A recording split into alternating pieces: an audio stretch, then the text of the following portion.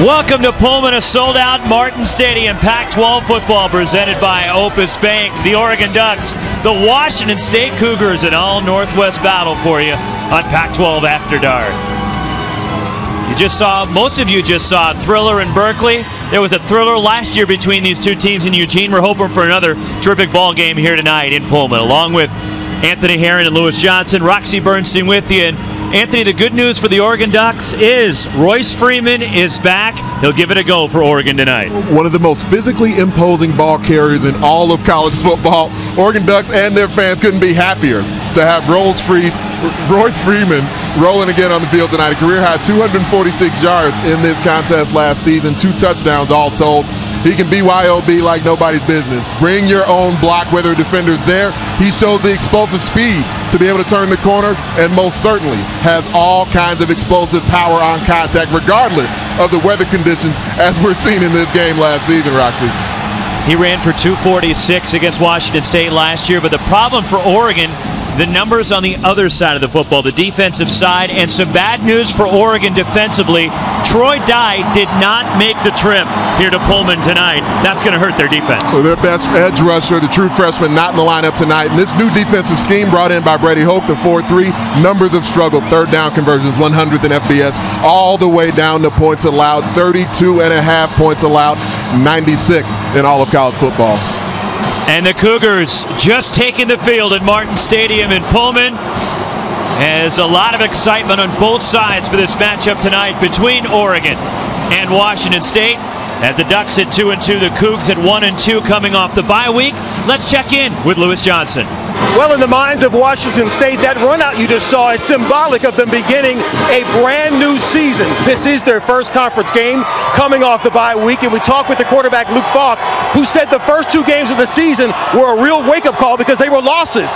Then the bye week happened at a perfect time, and they've had signs up around the facility saying now we are 0-0. And tonight, it's the Cougar defense that intends to step up big time. The defensive coordinator, Alex Grinch, told us that takeaways equal victory, and the only reason our defense takes the field is to get the ball back to Luke Falk and our offense. Oh, by the way, guys, I took a look at Oregon running back Royce Freeman during warm-ups, asked him how he's doing. He had a big smile on his face and said he feels great. Roxy? All right, Lewis, that's a great sign for Oregon that he's feeling good, and for Washington State, it's a great sign for them. Luke Falk is the quarterback. He's one of the best quarterbacks in college football, and he's in a system that really suits his skill set. And one of the things that he's doing this season, even more so than the previous starter, Connor Halliday, is the ability to matriculate at the line of scrimmage. What he's going to do audibleizing and finding the ability to get those bubbles in the defense. What he can do in calling run plays. The box count is going beyond that, but even if there's someone at the second level who could potentially be a threat, allowing the offensive line to try and dominate. The ground attack that went for over 200 yards in their last contest versus Idaho needs to show its wares today, and in the passing game he can also audibleize, making sure they take advantage of any creases that are seen in the secondary as well. That'll be key tonight for an Oregon defense that, like we showed, they've been struggling throughout the season. Well, they struggled to shut down Luke Falk last year. He threw for over 500 yards, 5 touchdowns, no picks, and a double overtime win for Washington State last year. So it's the Ducks and the Cougars. We'll kick it next from Pullman on Pac-12 After Dark.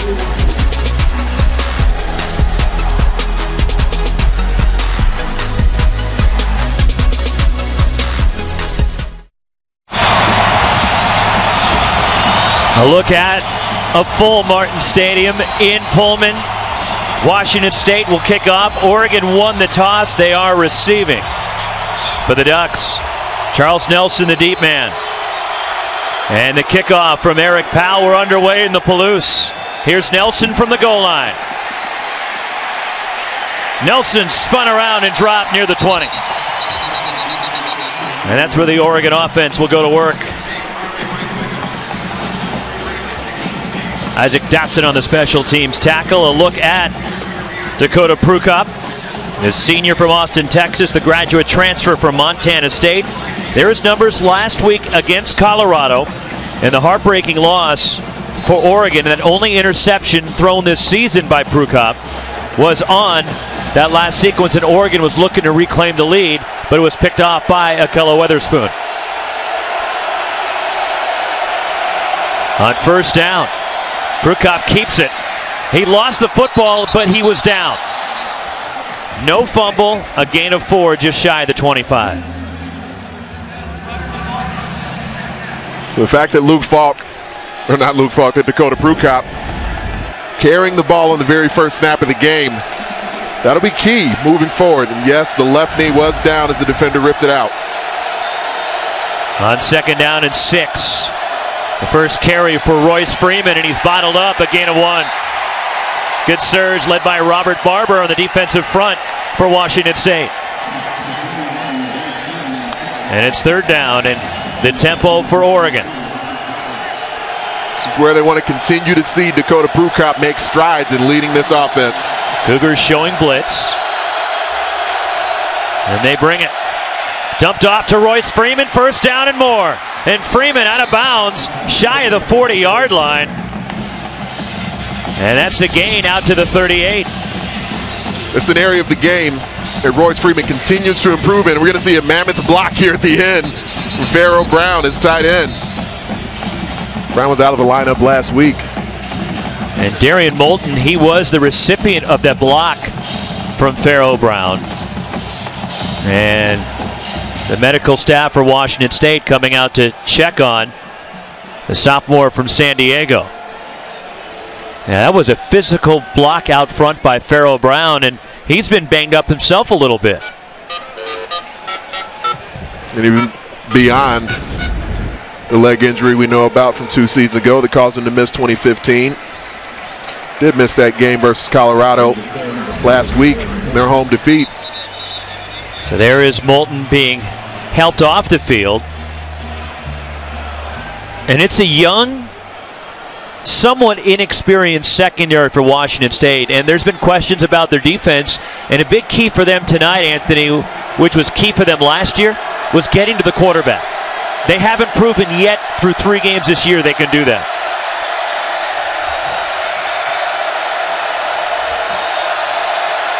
Last year they had 33 sacks, which was 8th in college football. They have only 2 through 3 games this year as Prukop keeps it for a short gain. And one of the ways that a pass rush that's eager to get after the quarterback, how Dakota Prukop can try to take some of the starch out of an eager defensive front is to make quicker decisions, to be more decisive on the read option. On 2nd down, Prukop out to the outside. It gets to Darren Carrington, and he's brought down shy of a 1st down.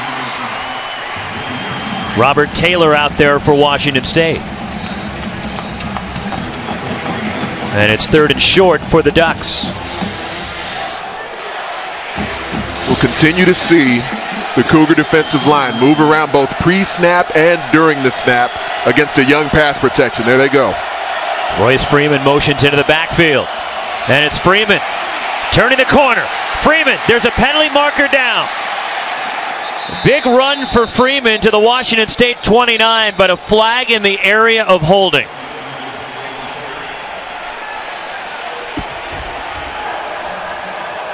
Holding. Offense, number 85. 10-yard penalty. Play, 3rd down. Lan Clark, our referee, tells us Pharaoh Brown the guilty party. And even though this play will come back, watch the mesh point. As Dakota Prukop just stays in the belly for a moment, he keeps himself as a threat to the defense. And the fact that he's already had multiple carries on this initial series of the game, the defense has to honor the quarterback for the Ducks. That allows the corner for Rolls-Royce. The holding call cancels out the long Freeman run and a 1st down.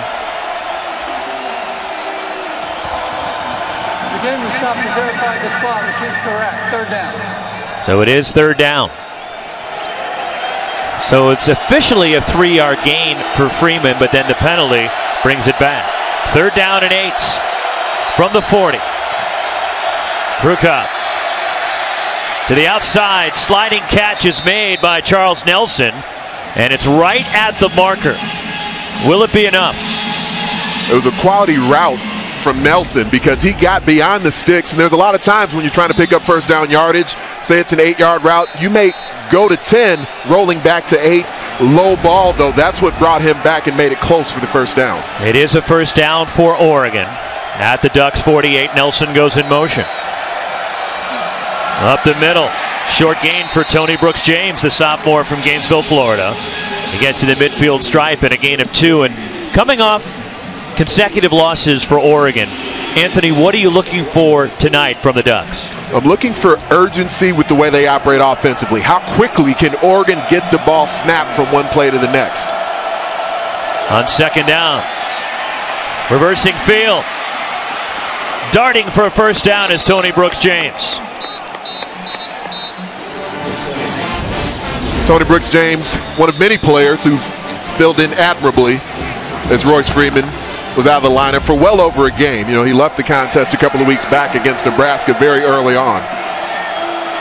From the Cougars 40, 1st and 10 Ducks. Freeman back in the game. Royce Freeman to the 35 and bowls his way down the 32-yard line where Isaac Dotson tripped him up. This is where the vision of Royce Freeman takes over because there's an inside charge on the defensive front from Dylan Hanser. Royce Freeman reads that on the go as he gets the football, cuts it right outside into the C-gap. On second down, Freeman hit behind the line. Hercules Mataafa led the charge for Washington State. It's a boom or bust defensive line. On the previous snap, we saw where the penetration quickly into the backfield on movement can allow you to get gashed there. Mataafa quickly into the backfield makes the play. A loss back to the 35. 3rd and 5 for the Ducks. Prukop. Pocket breaks down and it's incomplete. And it's 4th down. We'll see what Mark Helfrich wants to do is the pressure from Garrett McBroom. Initially, protection was holding up okay. McBroom just continues to work. Initially, the first blocking surfaces there kept the active hands going just to bother the quarterback enough. Ducks will go. Empty backfield for Dakota Prukop. 4th and 5. Confusion on defense for the Cougs. Prukop lofts it. The deep ball, incomplete. Tried to get it to Charles Nelson. They took a shot on 4th and 5. It was there. Prukop just overthrew him. Certainly the proper decision from within the pocket. The outstretched hands of Charles Nelson. Missed opportunity for the Ducks. Well, last week, the heartbreak for Oregon. They were driving for a potential winning score, and Dakota Prukop intercepted by Akilla Witherspoon as a pass intended for Darren Carrington. And it's the only interception he has thrown all year. And that was an entertaining game. And what I took away from that, look, we know Oregon's a good team, but Colorado's for real, and they just further cemented that today. Without a doubt. Colorado's been working towards this year after year. Now we see the fruits of their labor. On first down, the Cougs run it. And into Oregon territory. Gerard Wicks with a big gain. 22 yards, first down Cougs. First play of the game, running the football. It's not the staple of the Mike Leach offense, but it makes the defense have to honor it. Although they did run for over 200 yards in their last game 2 weeks ago in the blowout win here over Idaho. A quick hit. River Craycraft with the catch. Johnny Reagan III, the transfer from Cal, with a tackle for the Ducks. And Luke Falk has the ability to make that decision at the line of scrimmage. We won't see constant tempo. They run a lot of plays throughout the game because they throw the ball with such volume that the clock stops, but they're not going to be in hurry-up mode the entire way. A handoff to James Williams. First down, Washington State. Rather, Gerard Wicks on the carry. And they're to the Oregon 30-yard line. It's about Falk having the freedom to determine where the advantage is in the defense. And Mike Leach said he trusts him at potentially even a higher level than he did with Connor Halliday. The ability to determine what the defense is showing them before the snap of the football and get his team in the proper play. Split backs for Luke Falk, the junior from Logan, Utah. Good protection. Falk looking on the move. And he just throws it down the sideline. Looked like he was throwing it away. But it's a catch for a first down.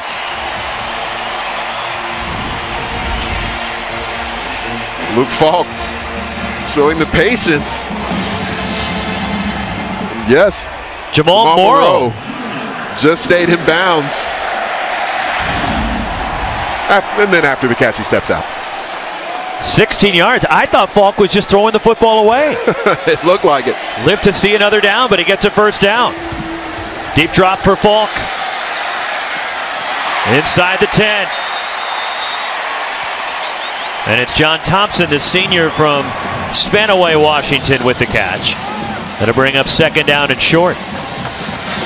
There are the Cougar numbers inside the red zone.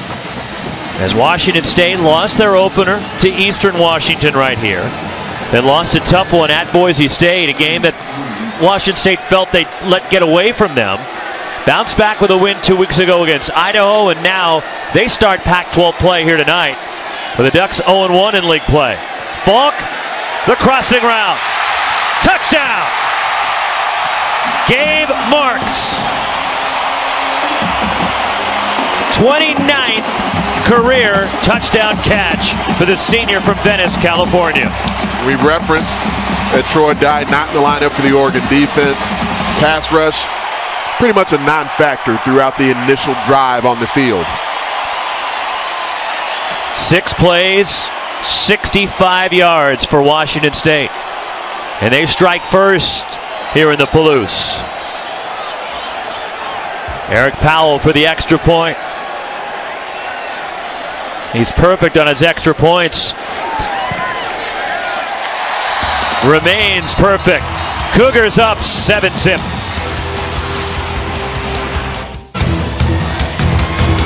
Gabe Marks' 29th career touchdown catch in Washington State. And Luke Falk is 7-0 lead on Oregon. Just under 8 minutes to go in the first quarter. And sometimes, Anthony, coming off a bye week, it takes a team a little bit to get back into rhythm. I'm not seeing any misstep from Washington State. Their first offensive possession, and defensively they got after it pretty good. They really did. You can tell that they took advantage of the bye week, got a lot of work in, just as Mike Leach told us they did. Spent a few extra days preparing specifically for this game as well. Eric Powell to kick off. Charles Nelson will bring it out. Nelson with a seam. Nelson to the outside. Nelson at midfield. And Nelson tripped up inside the Washington State 45. Peyton Pelor on the tackle. It's an excellent response to the touchdown we just saw. Gabe Marks will start here at the bottom of the formation and run an under route right underneath River Craycraft. It takes a moment for this play to develop, but because of the pass protection and Luke Falk just so comfortable, confident in the pocket, the silky smooth hands of Gabe Marks takes it for 6. So the 58-yard return after the Marks touchdown by Charles Nelson. It is his 9th play of 30 or more yards this season.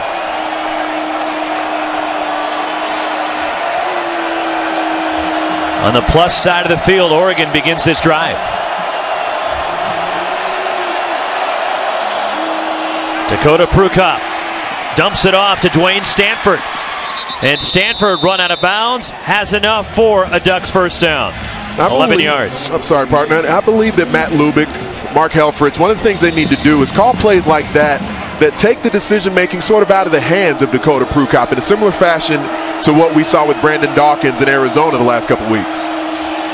Royce Freeman down to the 20-yard line. Some tough running as Darian Moulton, back in the game after taking a hard hit earlier, makes the tackle on Freeman as the Ducks reach the 20.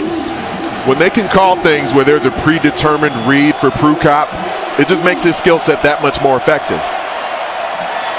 Freeman dropped behind the line. Hercules does it again. Hercules Mataafa. Mataafa plays hard and fast. There's one speed that he has. One of the things his coaching staff loves about him, and his skill set overall as an edge defensive player continues to improve. Also help from Shalom Luani. Short gain for the Ducks.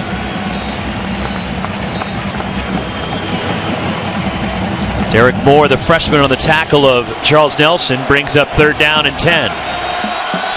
This will be tough duty on an offensive line with 4 freshmen out there trying to protect Dakota Prukop. Movement up front. Looked like Brady Aiello, the left tackle, pulled out too soon. You heard me say freshman? False start. Offense number 66. 5-yard penalty.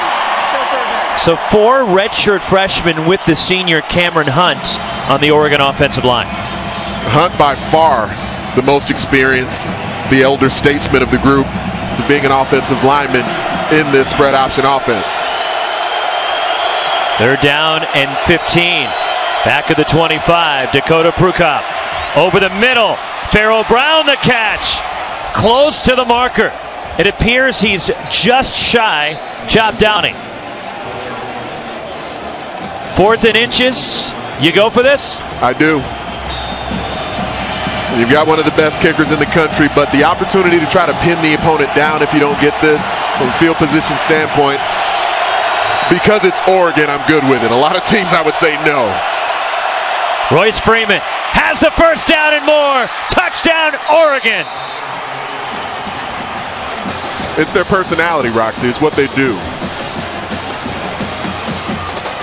You come in anticipating that the Ducks will go for their fair share of 4th downs, will certainly at least consider the possibility of 2-point conversions. This is what the dominance of their program has been built off of. 40th career rushing touchdown for Royce Freeman. And now Aiden Schneider, the junior from Portland, on for the extra point. They spread it out. We'll see. You never know with the Ducks, and now Taylor Alley brings everybody back in. It's all about a numbers advantage. You trust the personnel on the field to make the decision. First team all Pac-12 last year for Aiden Schneider. And he's now 13 of 13 on the season. Well, we saw a little bit of a nick in the armor of a young offensive line during that drive, but they responded by using the thick, churning legs of Royce Freeman.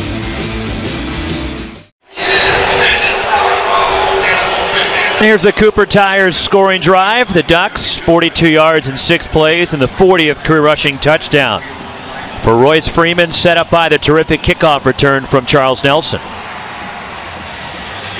Tied at 7, 5:34 to go in the opening quarter. Caleb Fossum, Tavares Martin Jr. back to return for Washington State. The kick from Matt Wogan. Touchback, it'll come out to the 25. And there was a big moment in that drive, Roxy, where Alex Grinch decided that he's going to put some pressure on Dakota Prukop. So we see single high safety there. Pharaoh Brown, the tight end, just going to run a deep in route. During the play, some trust has to happen in the offensive line. Freeze it for me. They're like the law firm. No one near the quarterback. So that type of comfort in the pocket for Prukop allows him to properly read the coverage. In route comes 6'6", 250-pounder versus Robert Taylor at the safety position. That's a matchup that Prukop needs to be willing and able to take every time. So full house backfield now for Luke Falk from the 25, and now all types of motion for the Cougars. Luke Falk underneath, it's complete to Kyle Sweet, and Sweet out across the 35, first down, Washington State.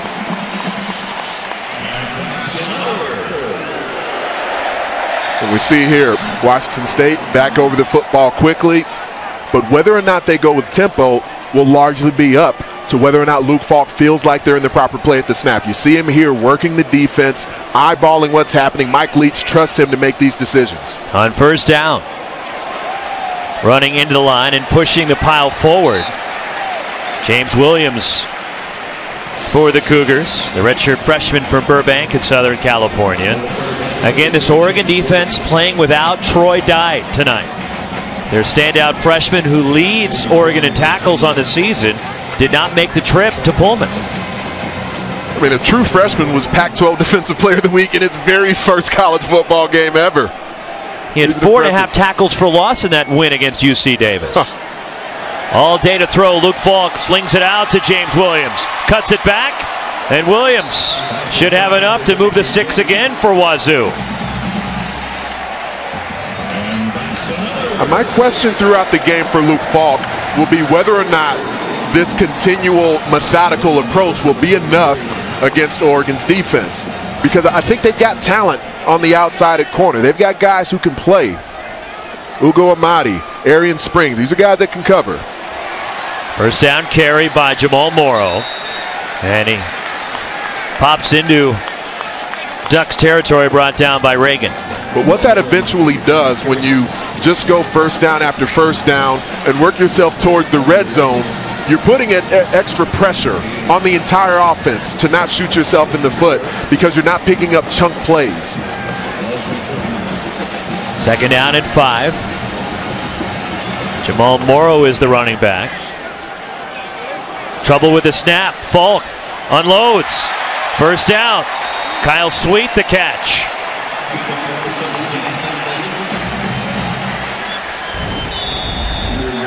Kyle Sweet running the drag route. Very shallow cross. One of the interesting things with this run and shoot air raid approach is that even on the shorter routes, you see there's levels to it always. Even on the drag route, there's another drag coming behind it, and as long as there's proper spacing, a window should appear. On first down, Gabe Marks the catch, drags a couple of tacklers, and shy of the first down. Isaiah Johnson-Mack the catch, not Marks. There's Luke Falk just continuing to take his profit between the two quarterbacks. I believe that's more the mode we need to see Dakota Prukop in, making a quick decision to just take the profit and not trying to determine what the perfect play is. On second down and 2, Falk will run. He'll slide and get the first down. Heady play by Luke Falk.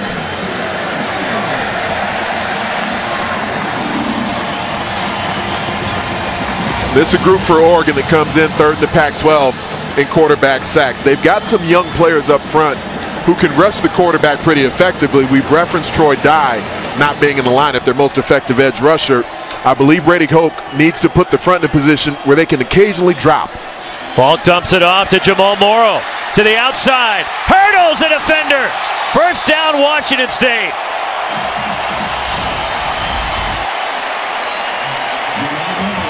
Seeing immediately where the safety valve is, and Morrow going up top, showing the dexterity to leap over Ugo Amadi.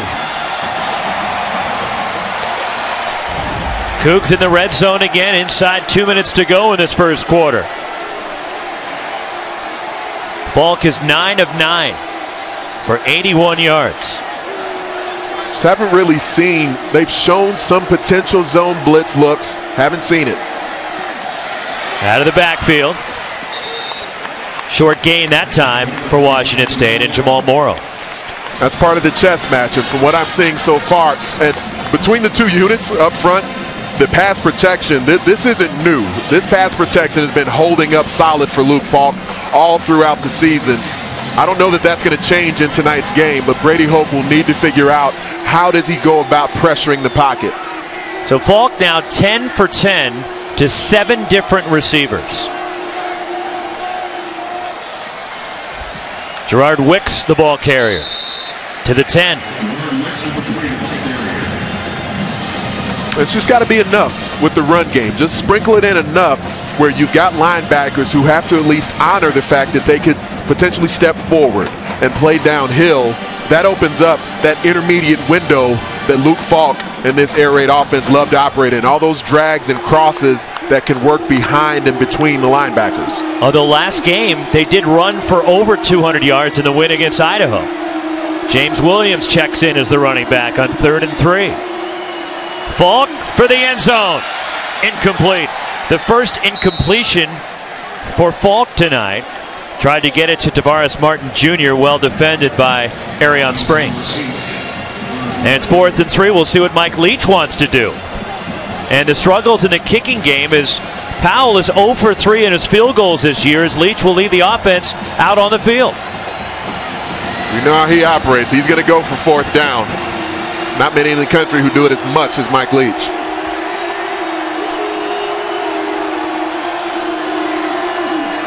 Play clock inside 10. This is where the defense needs to continue moving. They can't be stationary targets for Falk. Falk dumps it off. First and goal, Washington State.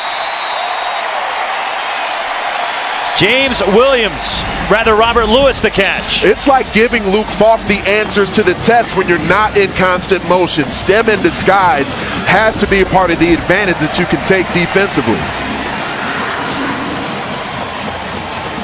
First and goal.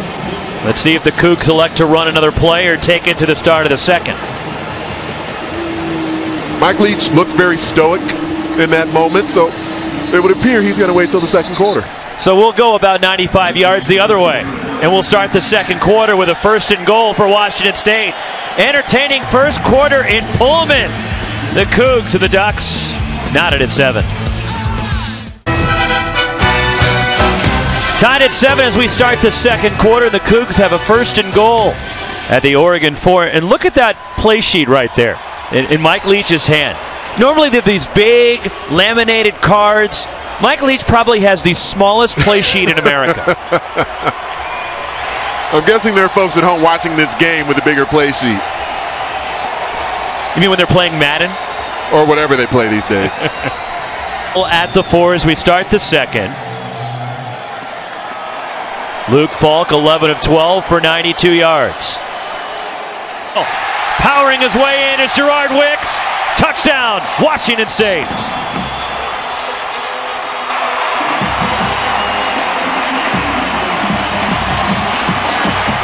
Offensive line coming off the ball, getting ugly.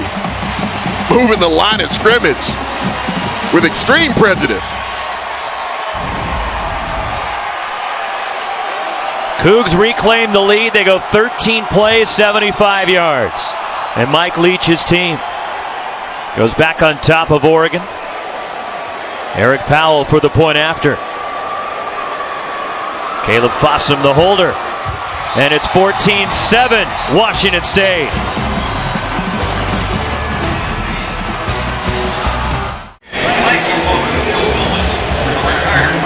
Time for the Coors Light Cold Hard Facts. Now, hard facts about Mark Helfrich. Outstanding work by Jason Arminio in the truck, putting these numbers together.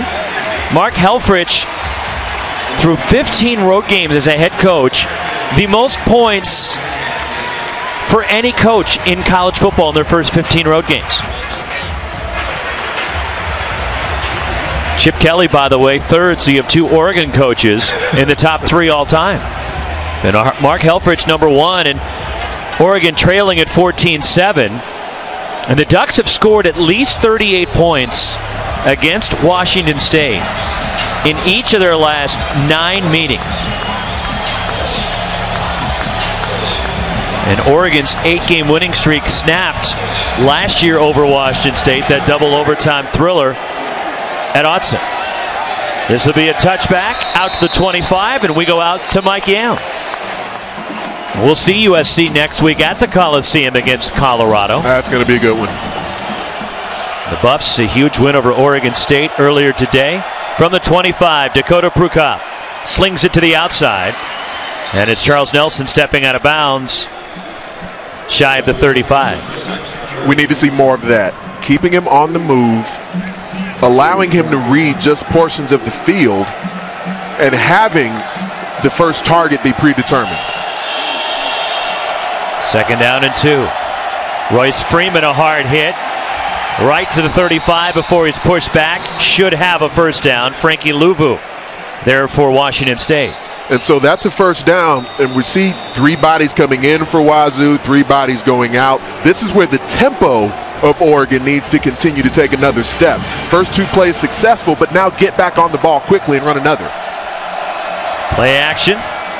Pharaoh Brown spinning, dragging the tackler with him to the marker. Robert Taylor was hanging on for dear life there as Pharaoh Brown stretches out and gets the first down. And here they go, and you see Prukop now clapping, preparing himself to run the next play. Get it snapped. Bubble screen. Charles Nelson. Short gain. Knocked backward by Jalen Thompson and Shalom Luani. And this is an Oregon offense minus Tyrell Crosby. minus Devin Allen. They didn't have Royce Freeman last week. This is a banged-up football team right now. Prukop keeps, brought down shy of midfield by Peyton Pallor. And that was the proper read by Prukop as well, but just an excellent tackle by Peyton Pallor, fighting his way off the block. He was the last line of defense before Dakota Prukop might have gone Forrest Gump. That's some good lettuce coming out the back of Pallor there, by the way. No doubt. That's some good hair. 3rd and 6. Prukop nearly intercepted. Shalom Luani stepped into the throwing lane. Nearly had his 7th career pick. Really surprised he didn't. There was heat that came right through the interior. Just a great rip going up through the field from Garrett McBroom. And Luani just able to get that left hand on the football. He's been such a playmaker with the ball in flight. Ian Wheeler, the punter for Oregon, at the 35. The return man is Caleb Fossum at the Cougars 10.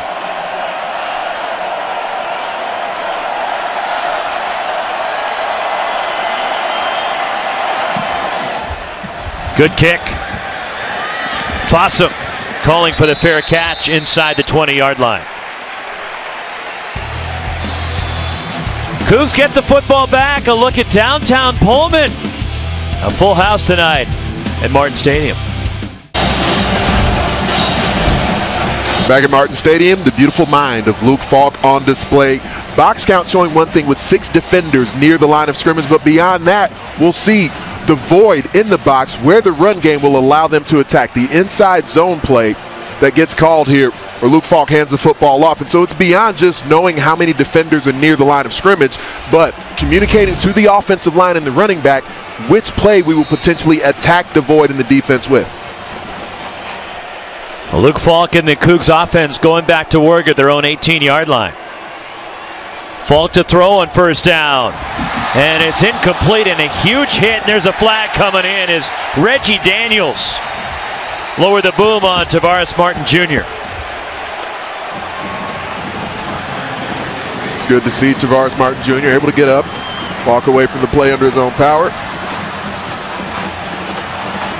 Lan Clark, our referee, as the officials talk this one over, and Reggie Daniels trying to plead his case there.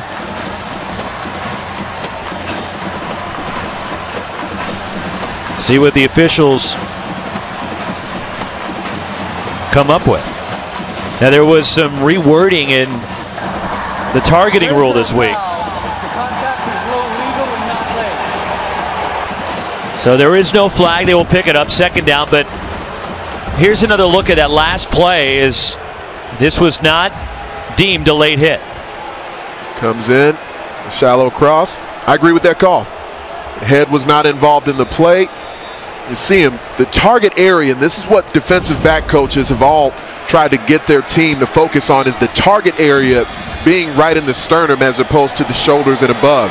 That's a really good strike right there. Good physical play from Reggie Daniels. James Williams, Jamal Morrow, the running backs. On 2nd down, Falk to James Williams, and he gets out across the 20. Spun around by Reggie Daniels. And Tyree Robinson as well. And now an opportunity on 3rd down. Oregon's been number 9 in the Pac-12 in 3rd down defense coming in tonight's game. But just to finish the point, there was rewording of the targeting rule this week in determining, as there was movement up front. We'll check the flag, but after the hit on Francis Owusu of Stanford last week, and they have just changed the dimensions in terms of where the targeting involving the head and the hit. So false start against Washington State. But they have changed the location in terms of the head, and it's deemed now above the face mask. And essentially the top of the forehead is now the division point, what they look for in terms of the targeting and leading with the crown of the head. 3rd and 11. Pump fake. Falk steps up and it's in and out of the hands of River Craycraft. And it's incomplete, and it's 4th down, and the Oregon defense gets a stop.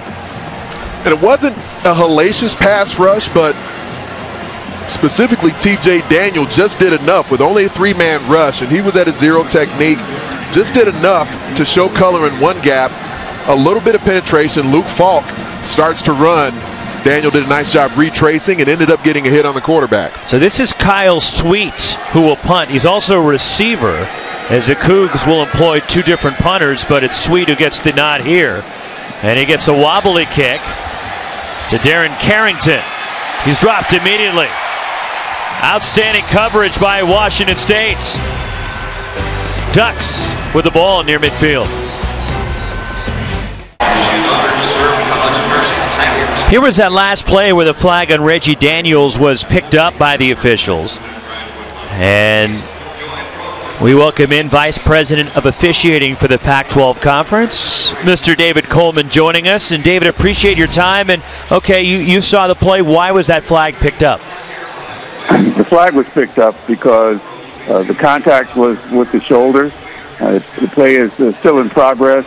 It was a legal hit. It was a tough hit, a hard hit, but it was okay. There was no contact to the head or neck area, and there was no contact with the helmet, the crown of the helmet. Royce Freeman, the ball carrier. David, I'm curious, especially for us who get to look at that in slow motion, the only borderline part may have been the defender launching at the receiver. Was there anything like that that could have potentially drawn a flag? Well, we see the launch. It's important to note that the launch is an indicator that targeting might take place or an illegal hit might take place. So we use that to put our antenna up and make sure that we are focused on how the hit takes place and what happens.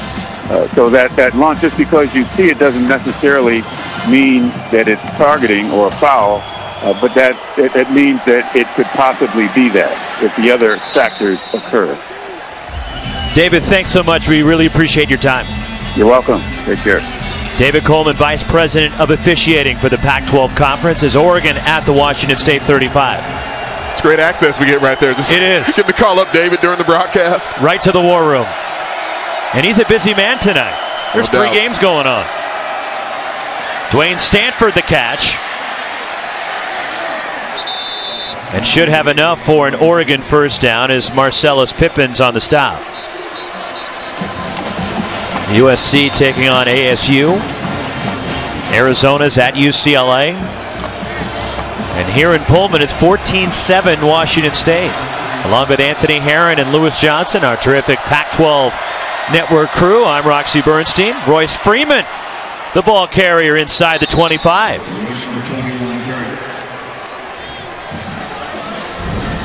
It's well executed on the inside zone. And again, that cutback lane is there because Dakota Prukop has proven himself to be a runner. Prukop running for a first down. I've been in that position, Roxy, where you're the edge defender, you're shuffling down, you're trying to keep your shoulders square and play both the dive and the potential keep from the QB. You're in no man's land. From the Cougars' 16-yard line, Oregon down a touchdown. Royce Freeman up the middle. Freeman down to the 5-yard line. Tripped up by Charleston White, and a touchdown-saving tackle for the time being, and a Cougar is slow to get up. Was churning away. See the tempo that was apparent.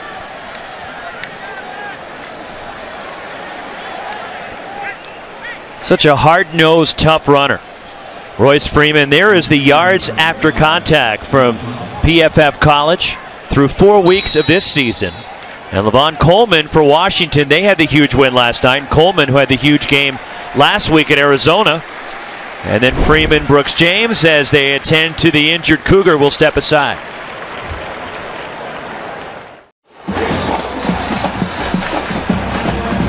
(14-7) Washington State. Oregon on the move as Nalu Tapa, the injured Cougar, was helped off the field. Here are the numbers on Royce Freeman and his return tonight after missing the game last week against Colorado. Not a bad start to the evening for Rolls-Royce. only 4 yards a carry so far. Came in averaging just under 9 per carry on the season. First and goal from the 5. Freeman bowls his way toward the goal line. He is stopped just shy. Just couldn't quite drag across the goal line. You've got 230 pounds of fury coming right at you. Look at the fight. Charleston White, how about the safety? Standing him up there at the goal line. That's an impressive thump. Second and goal at the 1. Freeman! On second effort, he's in. Touchdown, Oregon.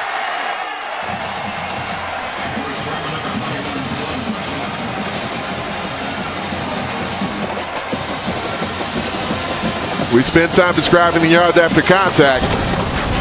There's defenders in position. They're doing everything in their power to try and keep Royce Freeman from rolling into the end zone. Peyton Pallure was in position, initially stacked him up. Freeman got a little help from his friends. Cameron Hunt came in and gave it just a little tap to help him get in. Aiden Schneider to try to tie the game. And he does. We're tied at 14, 9:22 to go in the second quarter. Let's check in with Mike Yam. Well, Mike, Royce Freeman's up on Mr. Jackson as Royce Freeman with 2 touchdowns tonight and a 14-14 ball game with 9:22 to go in the second quarter. I'm seeing a more decisive Oregon offense. We're still not seeing them, I don't think, at peak tempo, but there's been moments where the tempo's been more apparent. So Freeman now with 6 touchdowns on the season and 41 rushing scores in his Oregon career. And the Ducks now, since the start of 2010, they have the most rushing touchdowns in all of college football. That's now 267 rushing scores for the Oregon Ducks since the start of 2010. Robert Taylor on the return, spun down as he reaches the 20-yard line. Let's go back to a moment on the previous drive that just kind of shows, if we look at the edge defender, what they have to go through defending the read option. This is it in a nutshell. Daniel Equali is going to come up the field, freeze it there, and he's in a position trying to decide, am I going to defend the quarterback if he keeps it, or do I close down and try and make the tackle on Royce Freeman? And that shuffle, that quick hesitation, then trying to quickly dart back down to close that hole is what makes this offense so difficult to try and stop, whether they're optioning off the edge player, sometimes you're optioning off a linebacker coming through the B gap. Whoever it is, they're in no man's land. From the Washington State 20, play action for Falk. Under pressure, and it's incomplete. Pressure coming right in his face from Wayne Tay Kirby, the freshman from Pocatello, Idaho. And the Cougar fans thought there was a little extracurriculars there from the Ducks, but no flag warranted on the play. Nah, he's good. Just wrestling with the quarterback a bit, no problem.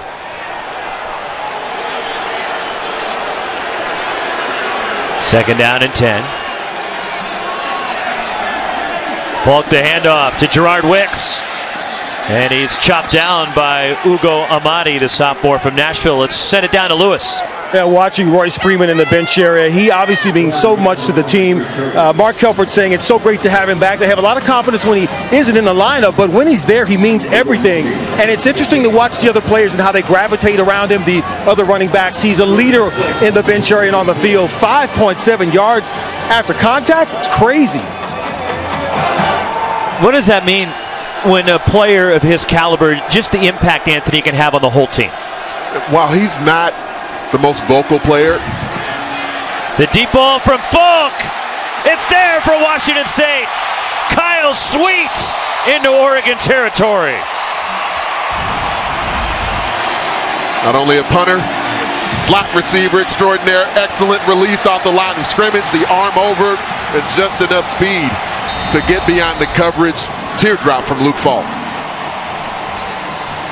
39 yards to Sweet. And his third catch tonight. At the Ducks 37. We're seeing some movement up front. Gerard Wicks. inside the 30-yard line. And that's a first down for Washington State. I mean, this is a difficult grab because the ball is dropping directly above the eyes of Kyle Sweet. So to be able to pick that up in flight, you're essentially making a blind grab a la Willie Mays. Gain of 11 to the 26. Empty backfield for Luke Falk.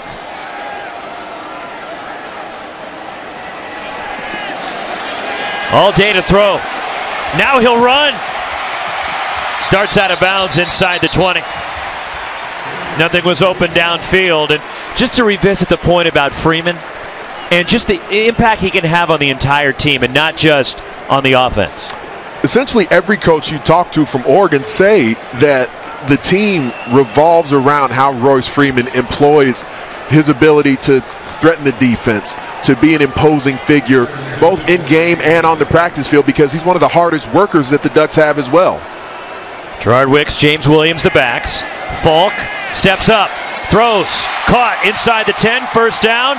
It's Isaiah Johnson-Mack.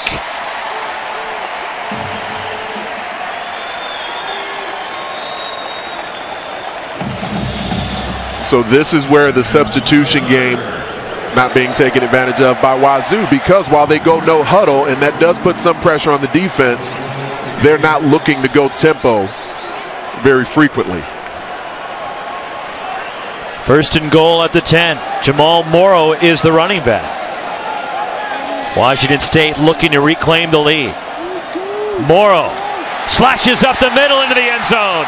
Touchdown, Washington State.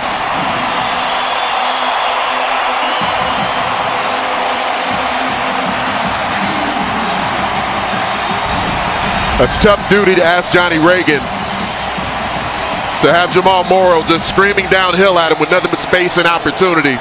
There's no time to react. There is a late flag on the play. It was thrown in the corner of the end zone, way away from where Morrow ran up the middle for the score. After the score, unsportsmanlike conduct, offense number 61, his first of the game. That 15-yard penalty will be enforced on the kickoff. That's on the right tackle, Cole Madison. It's, of course, an important note that it's his first of the game because he would be ejected after his second. So the celebration penalty will be enforced on the kickoff against Washington State as Eric Powell on for the extra point. He can just let the Crim Zone celebrate for him.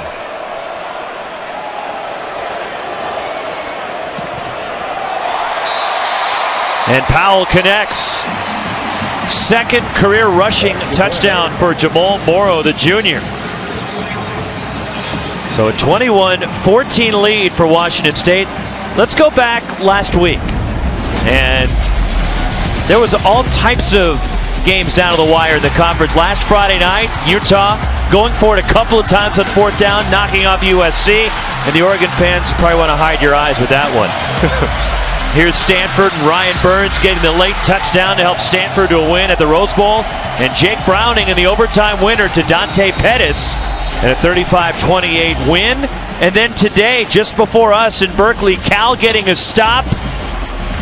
Time ran out, and the Golden Bears hang on and get a win over Utah. The important thing about that victory for the Bears is that Webb only throws for 306 yards, and their defense is what ends up having to decide the game in what's essentially a low-scoring contest from other games they've played so far this season. Yes, contrary to what you've read, Cal actually does have a defense. There are players on the field, yes. I don't want to overstate how much defense has been played in Berkeley, but there are players on the field, and they played big when they needed to today for the win. Short kick from Powell, as Cal handed Utah their first loss, and on the return, it's Tony Brooks-James. And good field position for Oregon to start this drive. There are the quarterback numbers. Dakota Prukop, Luke Falk. This one having the feel of one of those games where within the minds of the defenders, they need to recognize this is a contest against the opposing D. And right now, each team is punting the ball once. So who comes up with that first takeaway? Who forces another punt? From the Ducks 42, Prukop under pressure, and he's sacked. Robert Barber with his second sack of the season. With Barber working the interior, he's got the ability not only to be a power rusher, but after he's set up the opposing blocker with power, he's able to make his hay with a nice finesse move. And just the third sack on the season for Washington State. Tony Brooks-James is swallowed up in the backfield. Peyton Pallure, the first man there for Washington State. They're penetrating towards the mesh point. And so when that's called properly by Alex Grinch, when he can essentially guess where the mesh point will be, he can call a slant in that direction. On 3rd and long, Prukop hit as he throws, and it's incomplete. The pressure from Hercules Mataafa.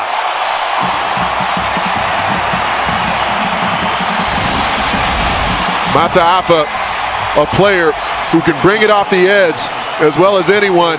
And here a nice twist stunt coming inside. He's lined up inside at tackle, just works his way through the B gap, and then has the tenacity to essentially defeat two blockers. He works through the outside shoulder of the guard and then the inside shoulder of the tackle. Can I do it? Hercules, Hercules! Well done, sir. Ducks forced a punt for the second time. And it's Ian Wheeler launching it. And a wobbly short punt. There's a flag down as the return man, Caleb Fossum, was hit before the ball was there. Mark Helfrich right there, you see he's complaining, feeling that his man was shoved into Fossum. And the officials are talking it over. But just back to that last defensive sequence, that's what Washington State has been lacking this year, Anthony. That's what they were looking for, that surge from the defensive front, which was so key for them last year. And they feel like they've been getting close. Interference with the opportunity to catch the kick. Kicking team, a 15-yard penalty. First down.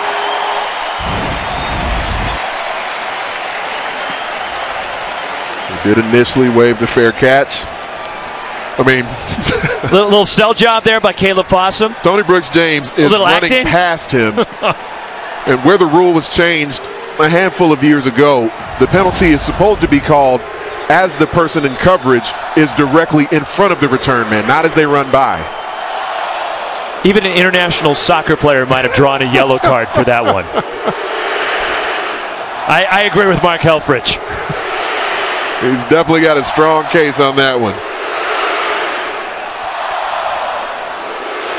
The Cougs have good field position, starting at their own 45, leading at 21-14.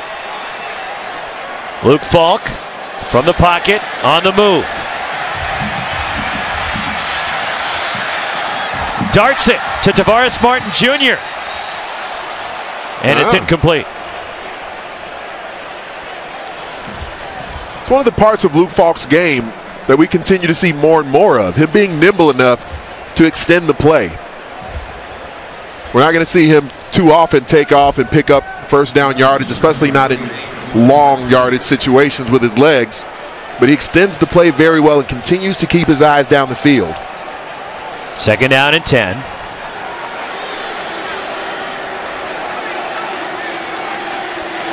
Slings it out to Martin. Into Oregon territory, wrapped up by Brendan Schooler, this freshman safety. Coming up on the State Farm Halftime Report, Mike Yam, Nigel Burton, and Eric Allen in our San Francisco studios. They'll break down the first half and highlights of that Cal win over Utah at Memorial Stadium in Berkeley. The top 25. 3rd and 5 for Washington State. Slightly more elaborate shift than normal. 3-by-1 formation now for the Cougs. Falk dumps it off. Jamal Morrow, the catch, has the first down for the Cougars. Tripped up by Malik Lovett. Morrow quickly getting his shoe back on.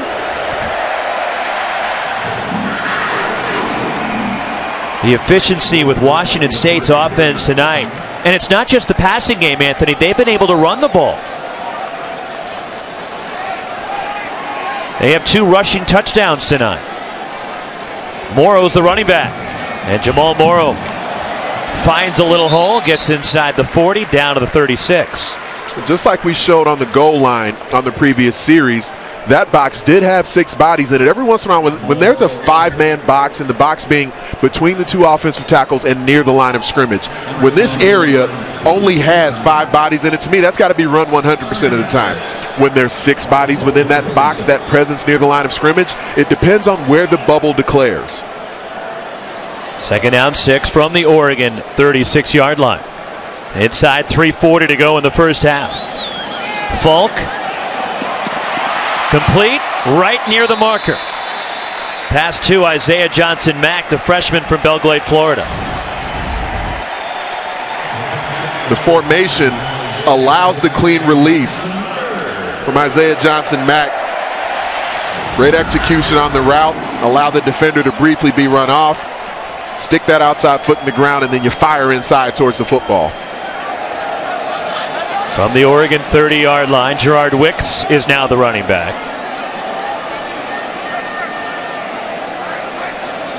Luke Falk steps up. And it's Tavares Martin Jr. the catch. Martin dances inside the 20. Justin Hollins on the tackle. But again, Washington State moves the chains. First down, Cougs. And that's something we haven't seen as much of. Tavares Martin Jr. advancing vertically up the field after the catch. These receivers, I believe, need to continue to get better and better with how they pick up yards after they make the grab.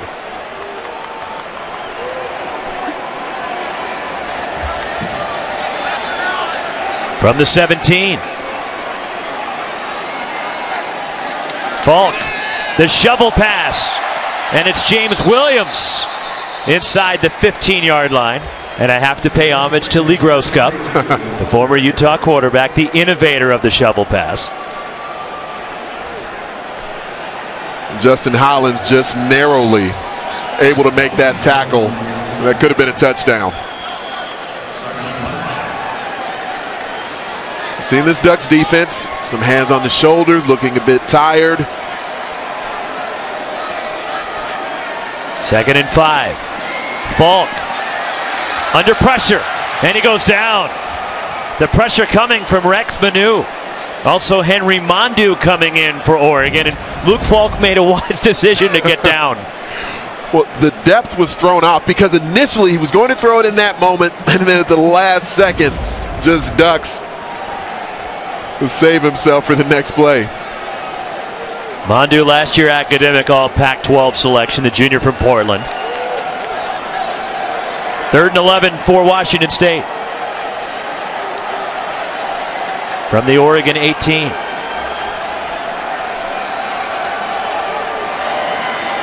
Falk. Good protection. All day to throw.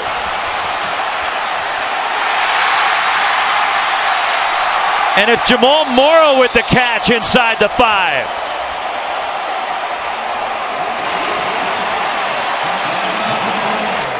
How about the offensive line in that sequence right there? And there ended up only being 2 pass rushes in that scenario. They dropped 2 defenders, but then it wasn't a zone blitz. It was just a zone drop from the D-line. No pressure at all on the pocket. 1st and goal. Into the end zone. Gerard Wicks, touchdown Cougars. 2nd rushing score for Wicks tonight.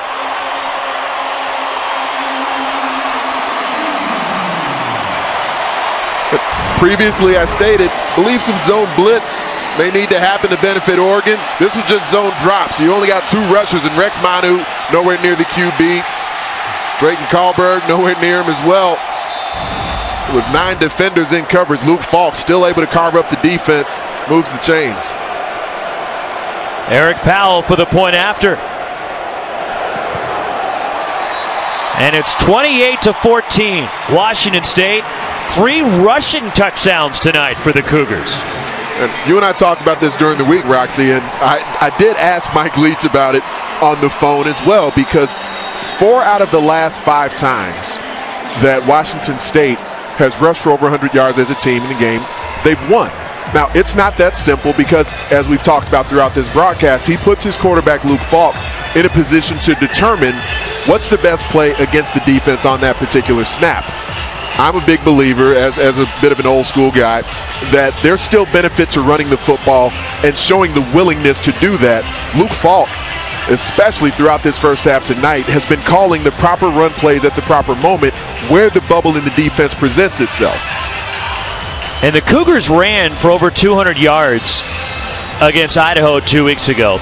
Biggest rushing numbers ever under Mike Leach. It was the first time in 63 games a Washington State team had run for at least 200 yards. It was the longest dry spell in college football, 63 games for Washington State, since Texas Tech and Mike Leach. They had a stretch at 71 consecutive games at Texas Tech, and Leach was the coach of 61 of those between 200-yard efforts. But the Cougars surging down the field in special teams. And it's Nnamdi Aguayo on the special teams tackle. They've been phenomenal in special teams and kick coverage and punt coverage throughout this season. Washington State ranks 3rd in the country in both kickoff and punt coverage. And they've been at it again tonight. And not only is this a prolific offense that Mike Leach has, but the special teams have big impact on changing the field. And here's Oregon backed up with 37 seconds left in the half.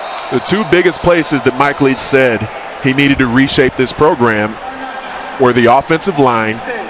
The first of the half. It'll be 30 seconds in length. When he first got this job, he said he needed to get the big guys on the offensive line bigger and stronger. When you compare the offensive line, their girth now to what it was back in 2012, they average about 35 pounds heavier than they did when Mike Leach first took the job. The other area was special teams. He said they needed to cover kicks better. They needed to kick the football more efficiently and consistently. We've seen the advent of having both the rugby-style kicker and the traditional kicker in the punt game. And, of course, whenever he does decide he's not going for it on 4th down, they've been more effective in recent years in kicking the football. We'll see how Oregon plays this with 37 seconds and all 3 timeouts and a big hole for Tony Brooks-James. He's out near the 40. A gain of 21 for Brooks-James, a sophomore from Gainesville, Florida. He has run for a touchdown in each of Oregon's last 5 games. So that big run on 1st down, Anthony, I think changes the way Mark Helfrich looks these final 31 seconds. And having that degree of speed available to him in the backfield is why you'll often see in this scenario with less than a minute remaining, backed up far away from the end zone, they can get away with still running an inside zone play and hoping to pick up a chunk play. Everyone wants a chunk play in that scenario, but most teams feel like they need to throw the football to be able to pick up big yardage. So much speed in the backfield available to the Ducks, though. From the Oregon 38. And keep in mind, Aiden Schneider is an outstanding kicker, but maybe doesn't have the length as the first carry for Kenai Benoit. And that's a gain of just 1. And another Oregon timeout with 25 seconds left in the half.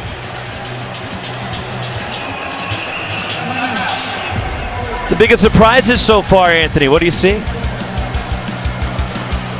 Well, as we piece things together here throughout this season, Arizona State, their surprising start. They got off to a pretty hot one. This down to SC in the game that's taking place as we speak. But USC 0-2 in conference play. As we mentioned, though, right now looking like they're trying to pick up their first Pac-12 victory. But Colorado, the Buffs, this has been one of the best teams in the Pac-12 conference. Honestly, to me, one of the best teams in the entire country when you look at all phases of the game and how effective it's been so far for Colorado. That experience and the lumps they've taken the last couple of years paying dividends for Coach Mack and the Buffs. On 2nd down, Prukop. Incomplete. That one short hopped out toward Charles Nelson. It's because more pressure brought again in the pocket. No additional rusher necessary, but Daniel Ikwalu is able to make his way into the backfield. And that penetration when Prukop has to hold the football. 3rd down and 9 for the Ducks at the 39. They have 1 timeout. 21 seconds left here in the first half. Kenai Benoit on the draw. Benoit up the middle, brought down, shy of the first down. Isaac Dotson with the stop. And Oregon will take a timeout here on 4th down with 16 seconds left in the half.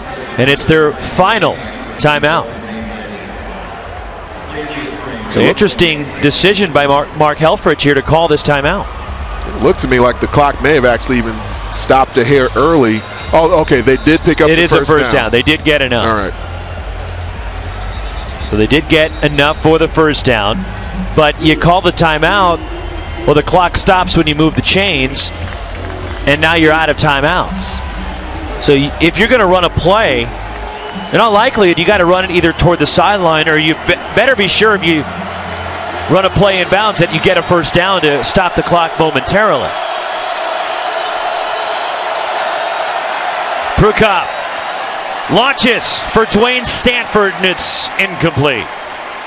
9 seconds remain in the half. Marcellus Pippins on the coverage along with Robert Taylor. There was nothing there. It's very well defended by the Cougars secondary. But the good thing is Dakota Prukop at least did put the football in a spot where only Stanford, his receiver, had an opportunity to get it. This is likely the last opportunity where if you throw a quick pass that picks up a first down, maybe you can still spike it, but it's right on that fine line. From the 49, Dakota Prukop under pressure, racing out of the pocket. Prukop runs out of bounds. There is 1 second remaining in the half. Do you think he somehow knew? Is he just counting away in his head as he's running and working his way up the sideline? Okay, 7. I think 8. he was just hoping. If they were to try a field goal here, it would be a 59, 60-yarder. And Schneider's career long is 47. They might have turned to Matt Wogan in that situation, but they're going to launch one and look for the Hail Mary here. Darren Carrington outside the numbers. Penalty markers down, and that is intercepted. And the interception for Washington State, but we'll check the flag as it's Isaac Dotson with the pick. And his first career interception.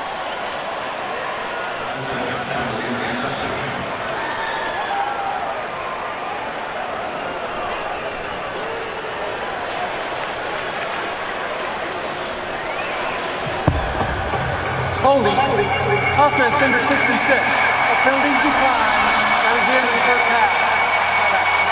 So that takes us to halftime as the first half comes to a close, and it's 28-14.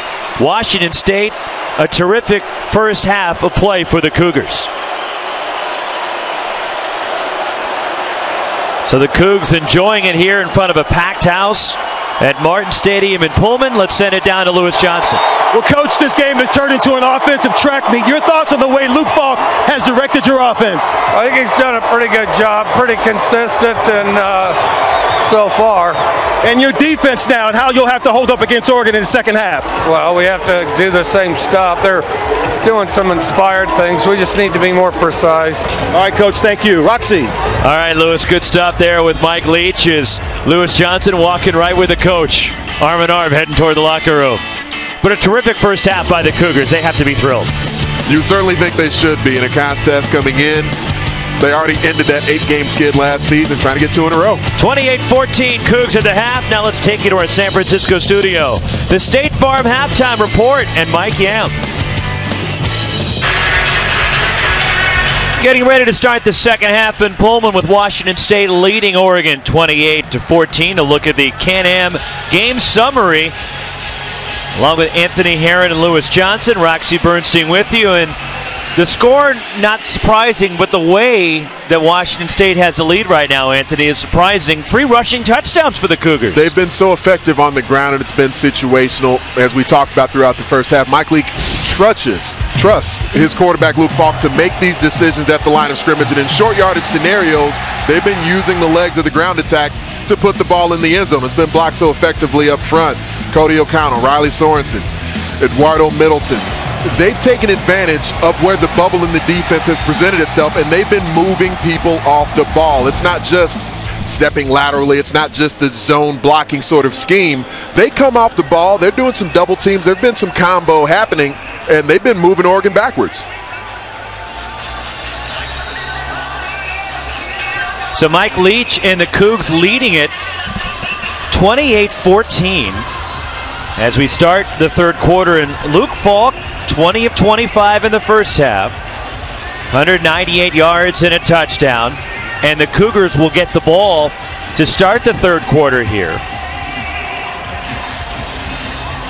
While Oregon, the Ducks have had some opportunities but unable to sustain it and come up with some consistent drives. It's been a bit choppy for them tonight offensively. It has, and one of the things that Mark Helfrich said he wanted to see from his offense was more decisiveness, especially at the quarterback position from Dakota Prukop. There were moments of it. It was inconsistent. And the kickoff from Matt Wogan. The Cougs bring it out. And it's Robert Taylor who made a poor decision, brought down shy of the 15-yard line. Let's check in with Lewis Johnson. Well, Roxy, Mark Helfrich coming off what he called a positive week of practice after those two losses by 3 points each, but now he finds himself down 14 at the half, and they're really having a hard time with Luke Falk. You mentioned the 198 yards passing, the touchdowns, and they're having a challenge with making sure they tackle. You remember he told us last week against Colorado they had 16 missed tackles, which led to 150 yards for the Buffaloes. So if Oregon plans to get back in this ball game, they're going to have to not only find a way to muddy up the box and slow down Falk, but they're going to have to tackle every time he passes the ball. All right, Lewis, and they're without their key linebacker, Troy Dye, who did not make the trip up here to Pullman. Luke Falk throwing on first down. Kyle Sweet. Cross midfield. Rather, River Craycraft with the catch. And Craycraft into Oregon territory. 33 consecutive games that River Craycraft has been in the lineup. Luke Falk has found him. So sure-handed. He's normally thought of as more of a possession guy, especially when they go empty backfield with some of the 3x2 sets. He's normally on drag routes. They've found a couple of spaces here, a couple of opportunities to lengthen the coverage, threaten the defense a little bit longer downfield. Longest play of the night for either side, 44 yards. Gerard Wicks, the ball carrier, and he's inside the 40, down to the 37-yard line. There were 81 rushing yards in that first half for Washington State. Certainly not huge numbers by the standards of teams who run the football so effectively. But for Washington State, that's a big deal. On pace for yet another 100-yard night as a team.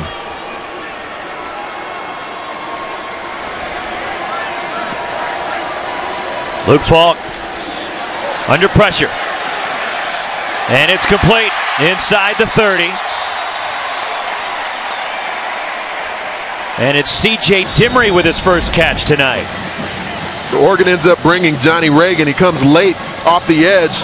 Luke Falk does a very nice job keeping throwing mechanics going, even as he's running into bodies within the pocket. I like the fact, though, that the Ducks, Brady Hoke, have made the decision. They're going to try to speed up the process, as I talked about in the first half, bring extra bodies to try and pressure Luke Falk. 10 different receivers have caught a pass tonight for Washington State. First and 10 Cougs at the Oregon 28-yard line. There's a flag down and a false start against Washington State. Offense number 61. 5-yard penalty. First down. First and 15. Sorry, partner. Part of the chess match that might play out in the second half here is, will Washington State continue to be patient enough and run the football when it's available? Will Oregon continue to bring additional rushers to try and speed up Luke Falk's process even when they don't get home? Stepping up is Falk. He'll run. And Falk takes a right turn out of bounds across the 25-yard line. So comfortable. And that's a look at why, I don't think they need to bring blitzers every play, every snap.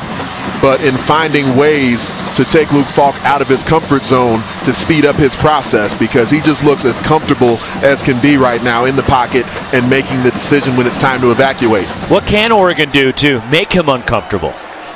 It's about pressure. And the catch is made. That'll move the chains to River Cracraft. First down, Wazoo. Initially, right there, it's a very nice play. Henry Mondu took out Jamal Morrow, but again, just a nice, quick, easy, decisive read from Luke Falk getting into Cracraft. At the Oregon 17. And they may review this play to see if indeed it was a catch, but Oregon has called timeout, it appears, as Mark Helfrich coming about halfway to the numbers to talk to the officials here. Ruling on the previous play of completed pass is under review. So they will review to see if it indeed was a completion from Falk to Cracraft. And that was dropped. It was.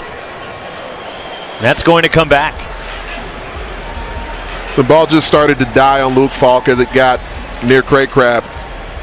One of the things that River Cracraft does very effectively that a lot of young receivers don't do that well. He's been around this system for a while now as a senior, but he comes back to meet the football very consistently. He trusts his hands to do that. This one on a low, difficult catch just kind of got away from him. So that one will be wiped out. They'll bring it back.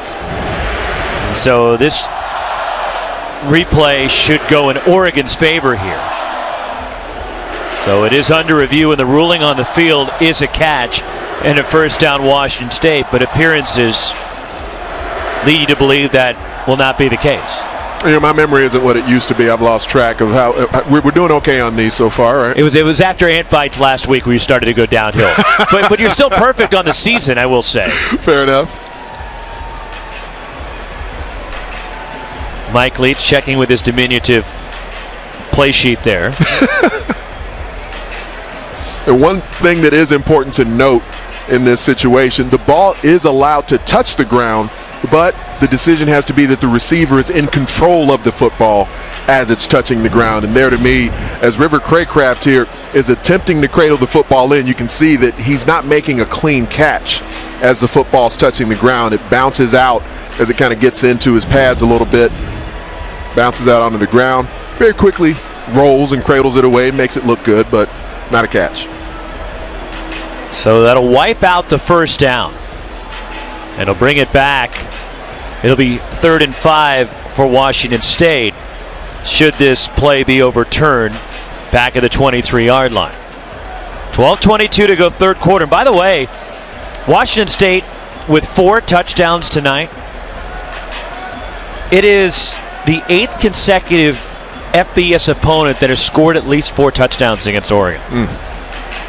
After review, the ruling is the ball hit the ground. Therefore, it is incomplete pass, 3rd down. Please reset the clock to 12:37. So back to 12:37, 3rd and 5. And also with the 4 touchdowns, this is the 14th time since the 2014 National Championship game that Oregon's FBS opponent has scored at least 4 touchdowns against them. And the Cougs looking for a 5th touchdown here early in the third quarter with a 3rd and 5 at the Oregon 23 after the reversal on the review. Well, the law firm of O'Connell, Sorensen, and Middleton, they've been great in protection throughout the night. Brady Hoke needs to bring an additional rusher here on 3rd and medium. Martin goes in motion. Falk dumps it off. River Cracraft the catch. Cracraft down to the 10.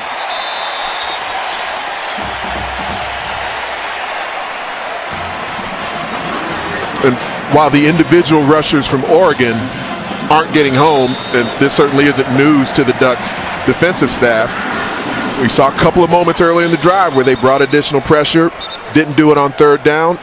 That allowed Luke Falk to sit in the pocket and calmly deliver the drag route again. Fifth time in the red zone tonight for the Cougs. They're 4 for 4. Luke Falk from the pocket. And it's incomplete. Tried to hit Gerard Wicks coming out of the backfield as second down.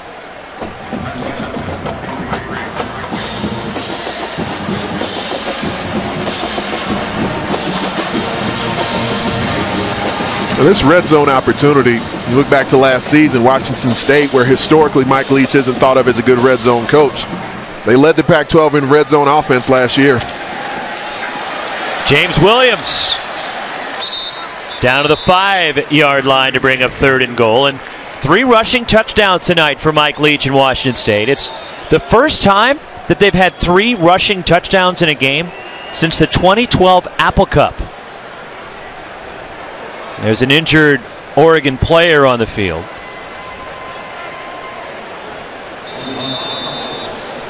And the last time Washington State had 4 rushing touchdowns in a game, you got to go back to Idaho State in 2011. 28-14, Washington State with the lead and the football, as the Cougars have a 3rd and goal, as Johnny Reagan is the injured Oregon player, as he was hurt on that last play in the run by James Williams. Well, an unfortunate eventuality here for Oregon for a number of different reasons. Obviously bad to see any player get hurt at any time. And you add in the fact that they're already very thin at linebacker. And Johnny Reagan, one of the emotional leaders on this defense, even though he's a guy who's a transfer from Cal just a couple of seasons back, so he hasn't been here throughout the entirety of his career. So there's Reagan being helped off, already without Troy Dye, who did not make the trip from Eugene up here with the team to Pullman. On 3rd and goal, Falk under pressure, and it's incomplete to the back of the end zone. Gabe Marks, the intended target, and it's 4th and goal. We'll see what Mike Leach wants to do. Again, keep in mind, Eric Powell is 0 for 3 this year in his field goal tries. And they will kick the field goal here and try for the 3. This was specifically what Brady Hope told us, was that he knew Washington State would be difficult to stop them from moving the football, but if they got near strike territory, to hold them to field goals would be key. This is the first time they've even held them to a field goal attempt. So a tough angle for the left footer Powell. This will be a 22-yard kick. Blocked. And Oregon blocks the kick. And Powell is now 0 for 4 on the season, as it was T.J. Daniel who blocked the field goal try. T.J. Daniel seemed to be the lone man standing and rushing the quarterback during the first half, now coming up huge for the Ducks D here. Tonight's Nissan Heisman Watch, and you slipped Jake Browning in there this week, Anthony. I'd say after a big victory and another extremely efficient performance, he's earned his way into the Heisman Watch. A lot of folks may want to remove Christian McCaffrey at this point, but one game does not a Heisman lose. Lamar Jackson so far 3 touchdowns already in their huge contest against Clemson, a very tight game. Louisville leading by 2 in the 4th. JT Barrett coming off a bye week. So after the blocked field goal, Royce Freeman on the first down carry, and he's gobbled up. Does not make it back to the line of scrimmage. Let's check in with Lewis Johnson.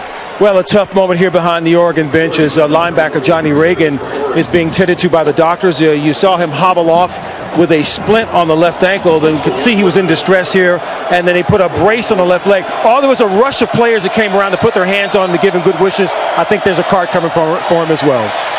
You hate to see that, Lewis. As Johnny Reagan, who was injured on the last defensive sequence, Royce Freeman a short gain to bring up 3rd down. Darian Moulton on the tackle.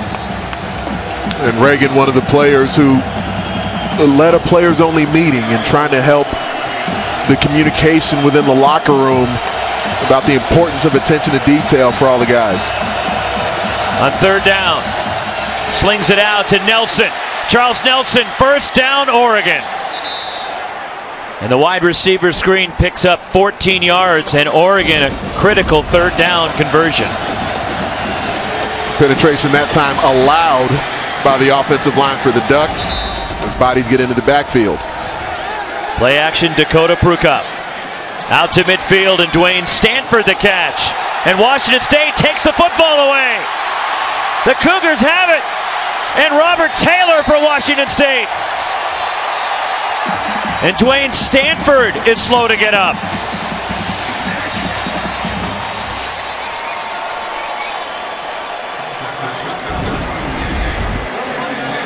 Takeaways were the hallmark of this Alex Grinch defense last season.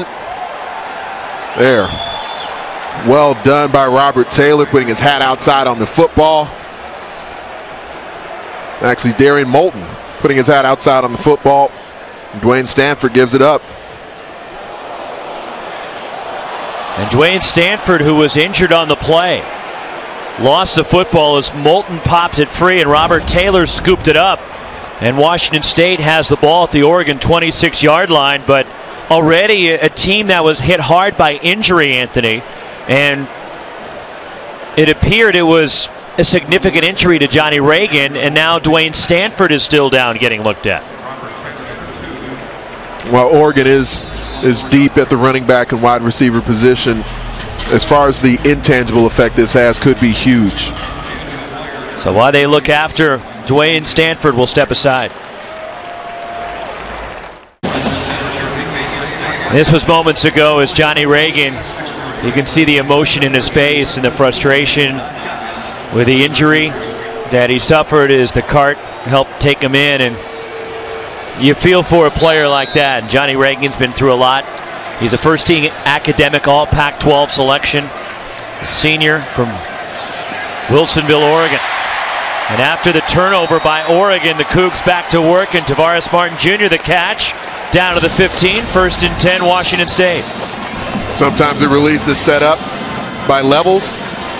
Sometimes it's just outstanding footwork off the line of scrimmage. First down carry, it's Jamal Morrow. And Morrow fights his way down inside the 10 as Brendan Schooler with the tackle at the 9. As exciting as it is to watch Luke Falk throw the football, it's even more exciting to me to watch him make the decision to hand the football off when it's dictated by the depth and the bubble in the defense.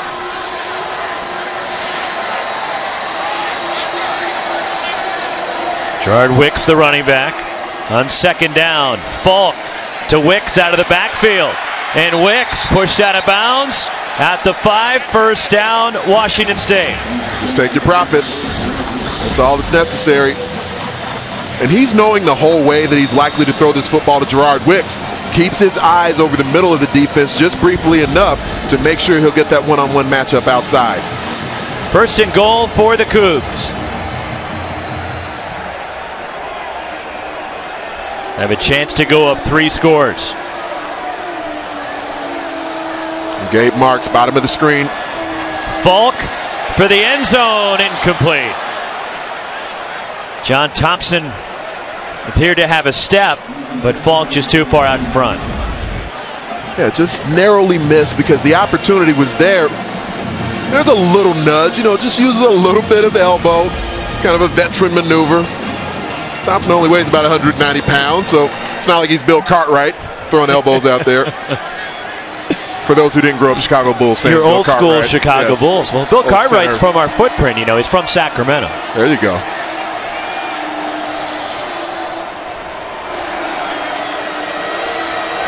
Second and goal. Into the line. And the pile pushed backward. The surge from Jimmy Swain, the linebacker for Oregon.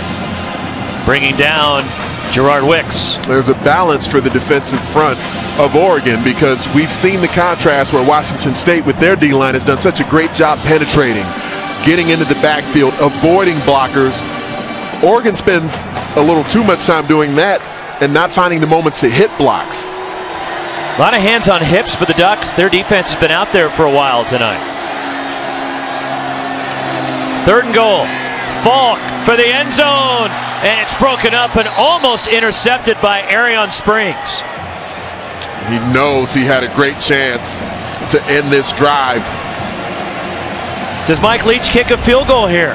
This is one of the areas the Oregon secondary will need to continue improving at the moment of truth when the ball's in flight. They've picked up a lot of penalties for pass interference this season when they've been matched up in those scenarios. 4th and goal from the 3, and the Cougs are going for it after they had a field goal blocked earlier here in the 3rd quarter. Jamal Morrow's the running back. Here comes the blitz. The lob from Falk, incomplete. Tried to get it to Kyle Sweet, who was covered by Reggie Daniels. And Oregon has held and a turnover on downs. It's really well executed, the Oregon defense. Even though the blitz doesn't get home, it speeds up the process of Luke Falk. Ball out on time, but it's such a difficult pass to throw and catch. And that's what you're looking for as a defense in that scenario, especially in the red zone. You're trying to force them to throw the football to the most difficult area for the completion. I get that your field goal game is struggling and your kicker is 0 for 4. But 4th and 3, you have a chance. If you kick the field goal, you're up 3 scores. And that's just like I mentioned with Oregon's offense earlier. Mike Leach, this is what he does. He's going to go for more 4th downs than almost anyone in the country. Royce Freeman smothered. And this play did work. And Don Williams the catch to force overtime. And that game at Autzen Stadium. Of course, Washington State winning in double overtime, snapping the 8-game skid to Oregon. 2nd down and 10. Prukop under pressure. No signal yet. Is it a safety? The officials are talking. Hercules Mataafa the pressure. Land Clark, a referee. Early on the field, if the quarterback is down prior to releasing the ball, that's what results in a safety.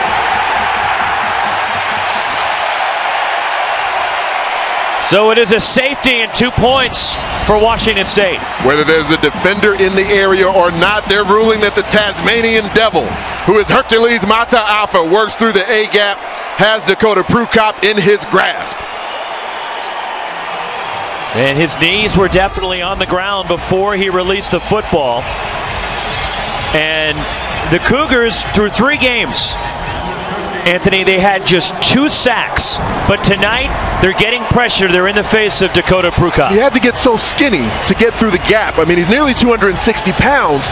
There wasn't a big area for him to work through on that, but the turn of the shoulders and the pad level that he worked through with allowed him to bring low force to work through the block, and then the tenacity necessary to close and finish at the quarterback. So just 2 sacks through the first 3 games for Washington State. They have 2 sacks tonight. And that was a vital part of their success when they went on that run toward the end of last year. The Cougars' defense was a big part of it, where there's so much attention on Luke Falk and Mike Leach's offense here at Washington State. But it was the defense. 33 sacks a year ago, forcing turnovers, getting the ball back to the offense was a huge key for them going to a bowl game and having success toward the end of the year. And that's returned tonight. They've been getting pressure and taking advantage of an inexperienced Oregon offensive line. And that field position is part of what Mike Leach factors in to going for that 4th down. Oregon's backed up, his pass rush takes over. Matt Wogan with the kickoff after the safety. Robert Taylor from inside the 10, and Taylor brought down as he reaches the 30-yard line. Let's check in with Mike Yam.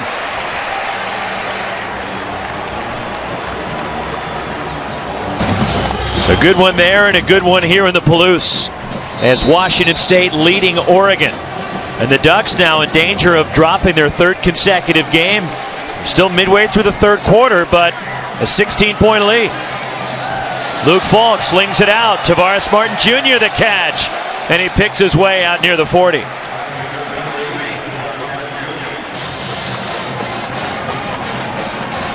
And now there does look like we're seeing a bit of urgency from a tempo standpoint. It's one thing just to be in no huddle. Offensive line now down and ready. James Williams across midfield, and Williams into Oregon territory. Tripped up by Brendan Schooler. Williams, the most physically gifted of the running backs for the Cougars. Coming off a career high day before the bye week. They rushed for 124 yards tonight and 3 touchdowns. Falk on the move. Penalty marker is down. And Falk just unloads it out of bounds. And he threw it into the bench as Falk also went into the Oregon bench. Perhaps would have made more sense just to throw the football up the field somewhere a little earlier. And Falk is hobbling a little bit. That's not good for Washington State. Got a little hitch in his giddy up. Appeared to be Jimmy Swain in pursuit.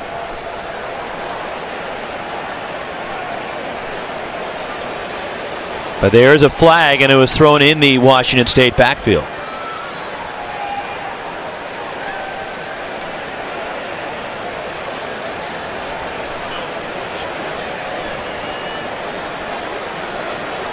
There are 2 fouls on the offense. Holding, offense number 61. That penalty declined. Intentional grounding, offense number 4. The downward challenge spot of the pass. Second down.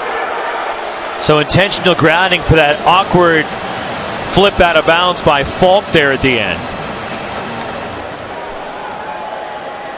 So they decline the holding call, and it will be second down, and it's a short loss on the play. So instead of 1st and 20, it's 2nd and 12. Your thoughts on how Oregon handled the penalty sequence there? Well, I was just, perhaps my eggs are scrambled. I mean, he was outside the tackle box. But it didn't get back to the line of scrimmage. There we go. Falk on 2nd down, the screen. Dumps it off. James Williams. Williams, 1st down, Cougars.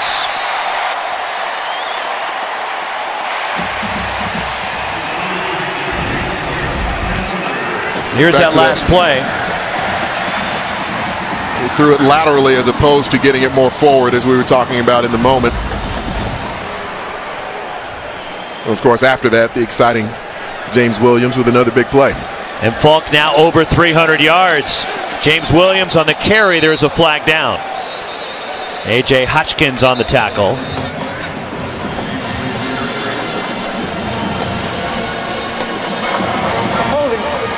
Offense number 60.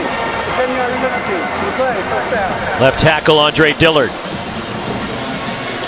Where Washington State had their most success running the football was to the left side last year, where Joe Dahl and Gunnar Eklund held down the left tackle and left guard positions. Andre Dillard may be the most talented person they have up front on the offensive line. He's still sort of rounding into form, being a left tackle in this Mike Leach offense. 1st down 20 as the penalty moves the ball back to the 41. Inside 5:50 to go, 3rd quarter. Underneath. And it's Jamal Morrow on the catch for the Cougars. Elijah George on the tackle. It's another look at Luke Falk taking his profit. It's great hustle from Elijah George, but one thing that does is it does expend energy from the defensive front, chasing that hard, coming back out of the stack. Depleted defense for the Ducks, battling injuries, especially in their front 7. On 2nd down, Falk on the rollout, and it's complete to Tavares Martin Jr., and Martin leans forward to the 30.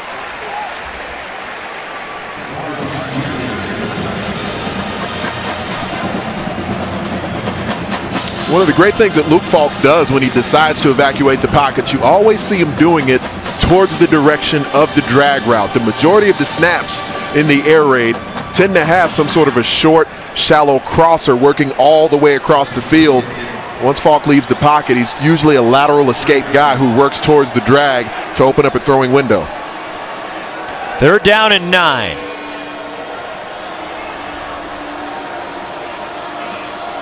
Pressure coming. Falk goes down. Justin Hollins. And the sophomore from Arlington, Texas, with his first sack of the season. it's why I'm surprised we didn't see more of this in the first half, and I continue to harp on it. Some movement up front. You'll see Justin Hollis loop from all the way around the outside in the same fashion that we've seen Washington State doing to the Oregon pass protection. When you don't have great individual rushers, and Brady Hoke and Ron Aiken, the defensive line coaches, and Hoke being the defensive coordinator for Oregon, they know these things, and we're seeing more of it in the second half. Zach Charmy on the punt. The sophomore from Boise. With Darren Carrington, the return man for Oregon. End-over-end kick. Carrington calling for a fair catch, and he makes it after a short punt. And Oregon will have the football after a 22-yard punt. Ducks need to put together a drive as the Cougs are rolling in the Palouse. Aggression abounds here at Martin Stadium from the Alex Grinch defense. Penetration into the backfield, the hallmark of how they force the issue on the opposing offense. Over and over again, we've seen defensive linemen, linebackers, led by Hercules Mataafa, forcing the issue on the Oregon Ducks on their side of the line of scrimmage. 2 takeaways tonight for the Cougars defense. And there's their record when they force multiple turnovers. Under Alex Grinch. Yeah. He's doing a good job as a defensive coordinator. As they regrouped after a 1-2 start and have come out strong in their first Pac-12 game. Here's Charles Nelson on the carry, and Nelson to the outside. And Nelson gets 7 yards out to the 25-yard line. Shalom Luani on the tackle. We'll see if Oregon can establish tempo on this drive. You see Dakota Prukop there right behind center. They want to go quick. And it's Royce Freeman, a big hole. Freeman to midfield, to the outside. Royce Freeman down the sideline. 75 yards. Touchdown, Oregon.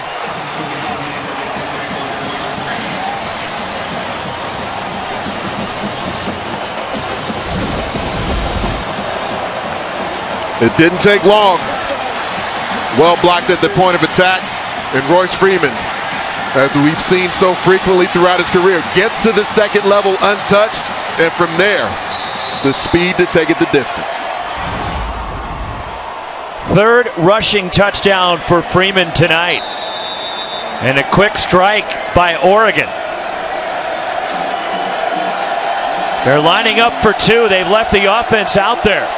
And it's Dakota Prukop. And it's incomplete.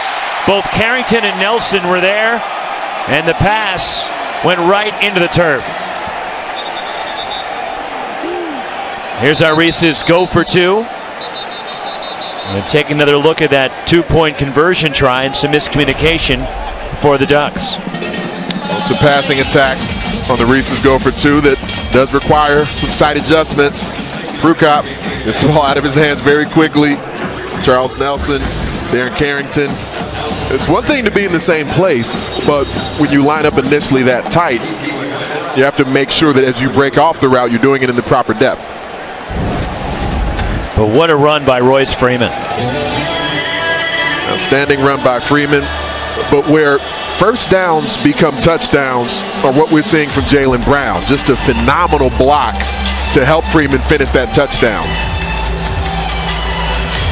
And these are 2 teams that at the wide receiver position block as well as anyone in the Pac-12. You've heard me throughout the season giving a hard time to wide receivers in scenarios just like that, not making the extra effort, or even on the bubble screens and now routes that are so prevalent in these spread attacks.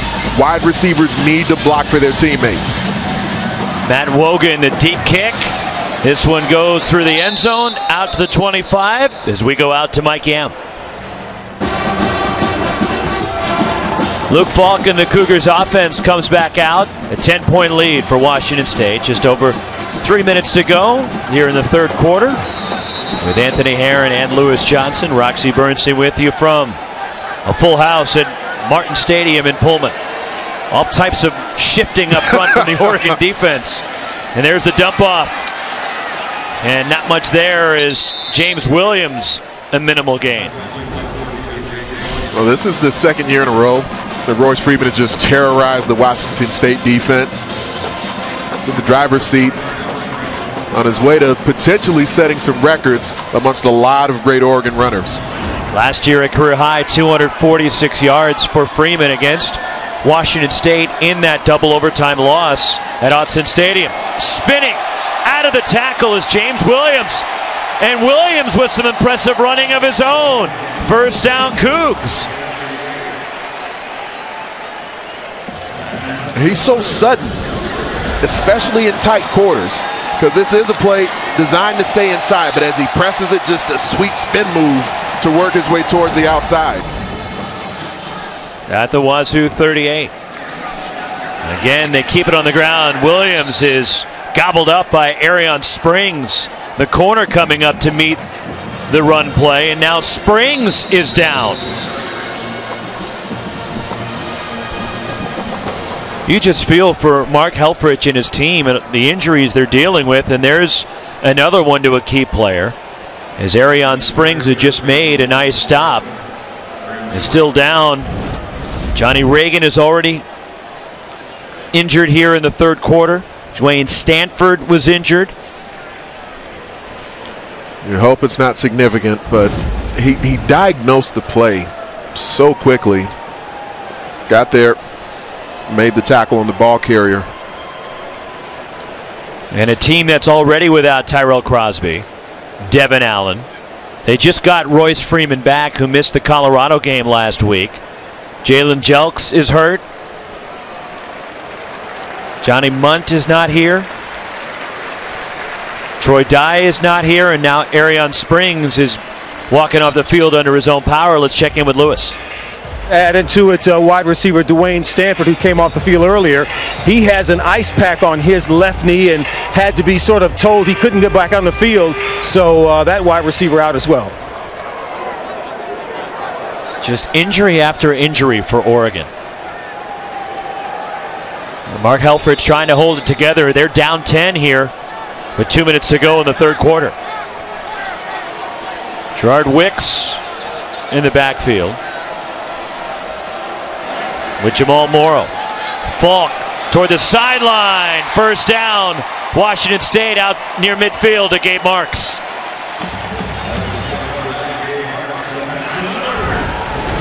It's just so perfectly timed because the ball leaves Luke Falk's hands before Gabe Marks. He's 2 steps away from even making the break on the out route. This is lovely.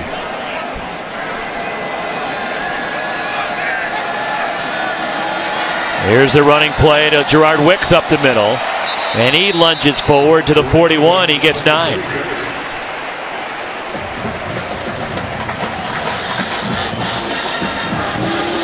The one thing that running the football does as well is for the offensive line to be able to take the fight to the defensive front, so they're not continually in sort of a passive pass protection mode. Every once in a while they can come off the ball and bust somebody in the chops. Second down and 3. Low snap for Falk. Dumps it off. Jamal Morrow. First down, Washington State. This is part of the reason where once you pick up the initial first drive, and especially multiple first downs on a drive, you tend to have more success. The percentages, the odds of success go up so significantly, especially in a defense with dwindling numbers. Falk in the pocket. Dumps it off. And it's Isaiah Johnson-Mack with the catch. And the freshman gets down inside the 30. Washington State substituting. That's why you see the referee over the ball. Oregon has an opportunity to substitute, but there's not a level of comfort with it against a team who runs no huddle.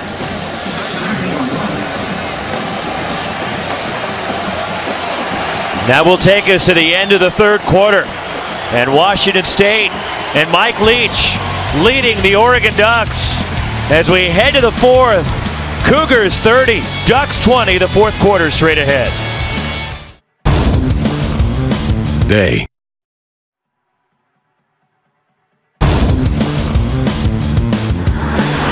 Welcome to Pullman, a sold-out Martin Stadium and all Cougars. Bryce Freeman down the sideline, 75 yards. We start the fourth. Washington State 30, Oregon 20, as the Cougars have almost 500 yards in total offense. Along with Anthony Herron and Lewis Johnson, Roxy Bernstein with you. And Washington State, they've come out here tonight with a strong effort on both sides of the football. It seems like a game, it feels like a game Washington State has had control of throughout the majority of the night, even though there have been several stops in a row here by the Oregon defense. It's been stops where they've held on by the skin of their teeth. Jamal Morrow, the ball carrier. And Morrow brought down. He actually loses a yard in the play. It'll be third down. So this is one of those moments in the game that, to me, feels bigger for the Oregon defense than it does for the Washington State offense. An opportunity, well, on third and short, you know, Mike Leach will likely go for fourth down anyway, but this particular series, an opportunity to get off the field for the Oregon D. Not this down, though. Luke Falk surveys the field. Oregon stacking the line. Here they come. Falk to the sideline. And it's a first down for Washington State. Their 28th first down of the night. River Craycraft the catch. There's a purity to the way they throw these out routes, because Luke Falk knows precisely where they're going to be, and it's not because that route is predetermined as they prepare to snap the ball. It's a choice route based off of the leverage of the defender. Falk and Craycraft on the same page. Falk. And it's broken up, incomplete. Tried to squeeze that one into Isaiah Johnson-Mack. By Arian Springs back in the lineup. Very good to see him back out there on the field for the Ducks. Later tonight, Mike Yam, Nigel Burton, Eric Allen recap the day in college football. Final score presented by Microsoft after we're done here in Pullman. Oh, Nigel Burton made it back from the celebration, huh? I don't think the celebration has stopped for Nigel Burton. Continues the celebration from the Adidas touchdown room. Falk under pressure. And it's caught. Eddie Hurd dropping back nearly had an interception. It ends up being a positive play. Just think about the difficulty of this ball, the trajectory it had to take to get over the first defender and drop beyond the second. So John Thompson with the catch. Third down for the Cougars at the 14, 3rd and 3.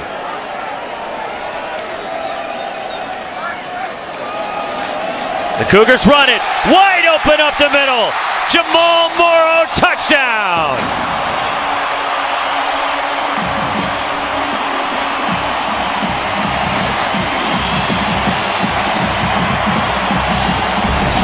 The decision-making part of the equation, but then the offensive line has to go to work. Jamal Morrow makes it look easy because it was so well blocked at the point of attack. Gerard Wicks. Before tonight, Jamal Morrow had only one career rushing touchdown. And now Jamal Morrow has 2 rushing touchdowns tonight. And now Washington State with 4 rushing scores for the evening. And we highlighted this in the open, partner. It's part of what began. Illegal substitution. Defense, 12 players in the formation. That penalty is declined. Try for point. It's part of what began 2 weeks ago against Idaho. And even though it wasn't against a name brand opponent, but that mentality now carrying over into tonight's game. Here's Eric Powell for the extra point. And it's 37-20, Washington State. It's known as the air raid, but when there's a ground element to the Mike Leach offense, you can impose your will on the defense. Washington State has opened up a 37-20 lead on Oregon. Just over 13 minutes to play. Next Saturday, a doubleheader for you right here on Pac-12 Network. It starts with Colorado USC at 1 o'clock. We'll be there for the Buffs and the Trojans, and then the nightcap. The Golden Bears. Cal visits Corvallis and Oregon State. That's a 6 o'clock kick. Coverage begins next Saturday at noon with the pregame show on Pac-12 Network. Run up and kickoff from Eric Powell. And Charles Nelson will stay put. A touchback. Let's go to Mike Yam. Arizona, a depleted team, but they're hanging in there, similar to what they did with Washington, Anthony, last Saturday night. They are scrapping away. Can't respect it even anymore, especially after seeing it in person with the bodies that drop, and they continue to find ways to fight. Prukop on first down, steps up. Avoids the rush somehow, then it's tripped up. It ends up being a 2-yard gain. Shalom Luani tripped him up. But Prukop was able to squirm out of that potential sack. The pressure from Daniel Equale. You can see Prukop working to try to keep his eyes down the field more effectively than he has in initial games earlier this season. Royce Freeman around the left side. Cuts it back. And Freeman. Strong run for a Ducks first down. And that shows the yin and yang of a penetrating defense, where when you backdoor a block as opposed to hitting the block, then it can open up the creases in the run game. First and 10 Ducks. Freeman has run for 132 yards. Play action. Prukop off his back foot. And Nelson was in the area. The pressure from Hercules Mataafa. And Mataafa, very physically gifted player, continuing to work the mechanics, the techniques of how to be a consistently dominant pass rusher. The first element he has. He's got the physical tools. Second element's there as well. Plays with great effort.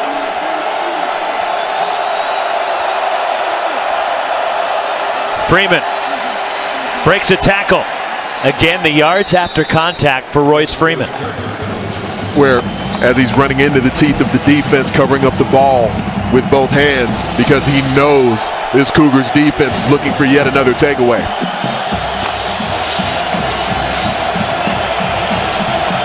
Third down. It's James in at running back. The screen to Charles Nelson. Nowhere to go. He is smothered.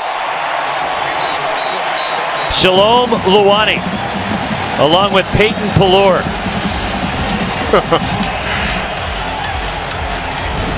The swarming of this Washington State defense has been a thing of beauty throughout the night.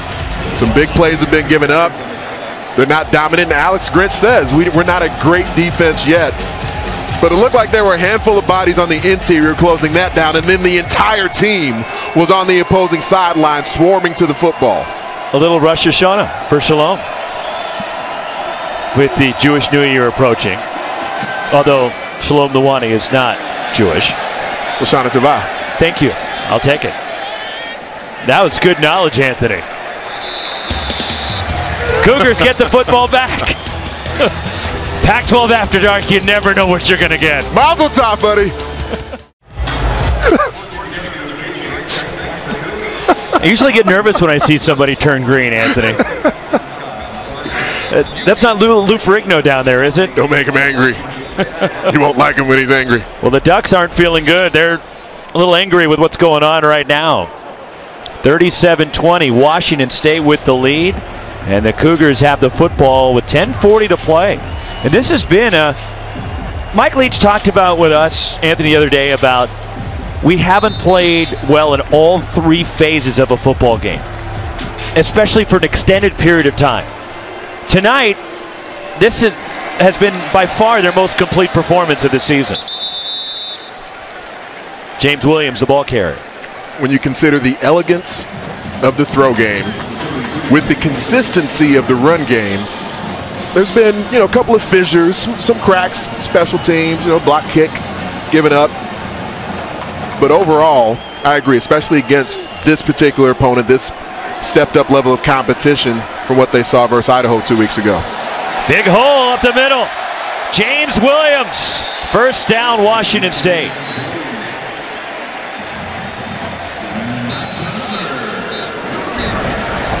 And they can throw 3 different running backs at you. From an overall volume standpoint, they don't run the football enough where you really need 3 different ball carriers, and Mike Leach even admits that. But he's got 3 guys that he trusts, and they all play a different role within this offense. 30 first downs for the Cougs tonight. Another strong carry on first down by Gerard Wicks. Rather, Jamal Morrow with that carry. But Washington State approaching 530 yards of total offense. Almost 170 on the ground. Plus defensively, 2 sacks, 8 tackles for loss. Just a tremendous all-around performance by Washington State. 2 takeaways. I prefer to call them takeaways, not turnovers.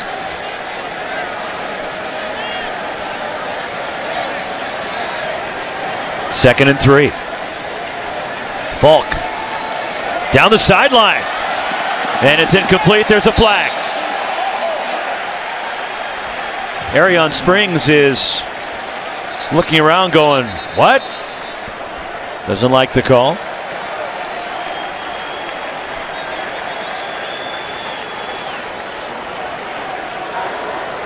Pass interference. Defense number 1. A 15-yard penalty with an automatic first down.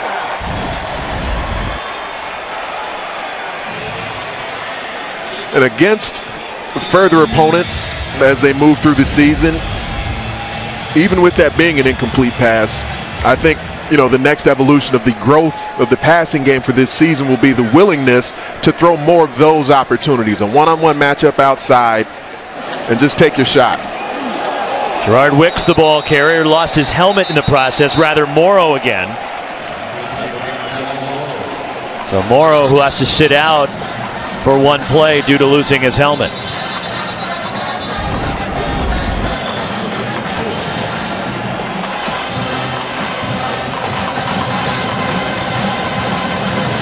Not a penalty. No face mask.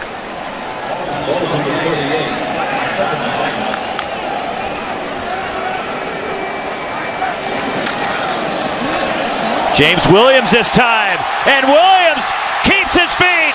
Touchdown! 38 yards for Williams.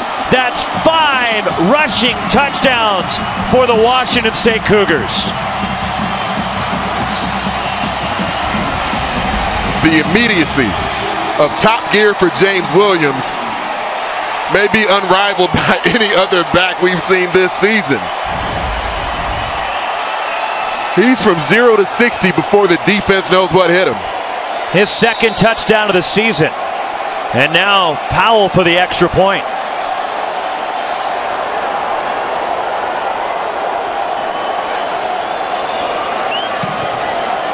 (44-20) Wazoo. The point of attack is a thing of beauty. Clean in the backfield, big uglies. Grading the road for James Williams. 38. Here is the 76 fueled moment, and Jamal Morrow has it. And this was Morrow in the first half. Well, there was a moment where Ugo Amadi thought he was going to make a tackle. How about 5 rushing touchdowns for Washington State? And here's the other thing that's startling for me, Ann. So Washington State goes 63 consecutive games without running for 200 yards as a team. They've now done that in 2 consecutive games. They did it against Idaho. Last time out, they ran for 228 yards, and tonight, 212 on the ground. Charles Nelson on the return. Nelson to the outside, and Nelson 30, 20. Nelson, his 2nd career kickoff return for a touchdown.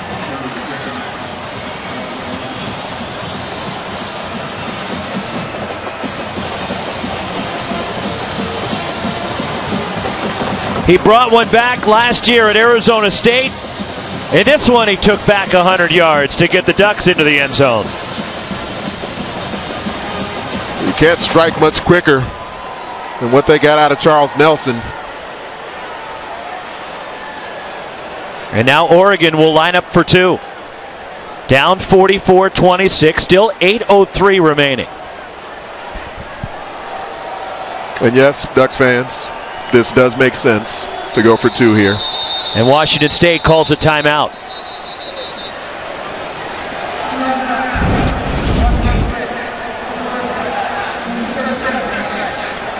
Clean catch. And Oregon normally sets up their return where the wedge will be towards one particular side of the field. That initially set up as more of a middle return. And then the speed of Charles Nelson ends up breaking it towards the outside. It's almost akin to a great running back who presses the hole initially. That draws the defense in, and then he bursts to the outside. Let's take a look at Charles Nelson on spec. One of the things that stand out to me about him, a ferocious competitor. No surprise at all. He certainly hasn't given up on this game, nor will the Ducks. Position versatility. I can make an argument he's a better safety even than he is a wide receiver. And great in the big moments. We've seen that throughout the career. When the game's on the line, Charles Nelson tends to be at his best. Amazing to think that he started the final 8 games at DB last year. So they're going for two. Prukop under pressure. Throws it, intercepted. Picked off in the end zone by Jalen Thompson. The 2-point conversion is denied. The pressure coming again from Hercules Mataafa. Here's our Reese's go for two. And that quick penetration into the backfield, off of movement. The Reese's go for two. And Mataafa makes a quick move outside. He starts from what we call a 4-eye technique, where he's lined up inside shade of the tackle, actually works all the way around the outside and then becomes a speed rusher. That takes immense physical gifts to be able to start from the alignment he was in and then rush the edge from there. Oregon, they just can't block Mataafa tonight. He has been a consistent presence and a disruption in the Oregon backfield. I don't blame him. He's hard to block. And it's a combination of, I mentioned earlier, the physical traits that are there, the effort he plays with, but there's a technical aspect that goes underappreciated to how you rush the quarterback, how you penetrate into the backfield. These are things that we're seeing him become more and more consistent with. This entire defensive front for the Cougars, they've affected the game. They've affected quarterbacks this season, but they haven't completely gotten there clean, gotten home with their rushes as consistently as we saw from them last season. This is a night where we see it all coming together. Matt Wogan, the kickoff. Into the end zone, and Robert Taylor brings it out. Tripped up as he reaches the 15. Let's check in with Lewis. Roxy, oftentimes the name of a player might catch your attention, and we saw the name Hercules. You figure there's got to be a story, right? You look at him, you see a guy who's 6'2", 255 pounds, big defensive lineman, but how did he get that name? Well, his mom, Sophie, back in Hawaii, said that she kept a short list of possible names for each of her 7 children before they were born, and her account of this 5th child was that he was a growing baby, kind of a sprawler before he was born. She could always feel him, jabbing her insides, trying to get out because there was no room.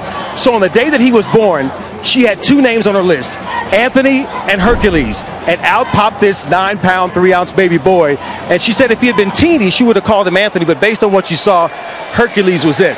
And I do have a follow-up question. Lewis, you may continue. So I'm wondering about our Anthony up there, as big as you are. You're in shape. Iowa football, NFL, and as much as you can eat. Should you consider a name change from Anthony to Hercules? You know what?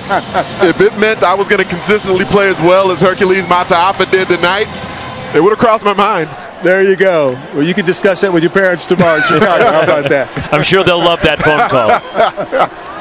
2nd and 7. Cougs keep it on the ground. First down. Jamal Morrow.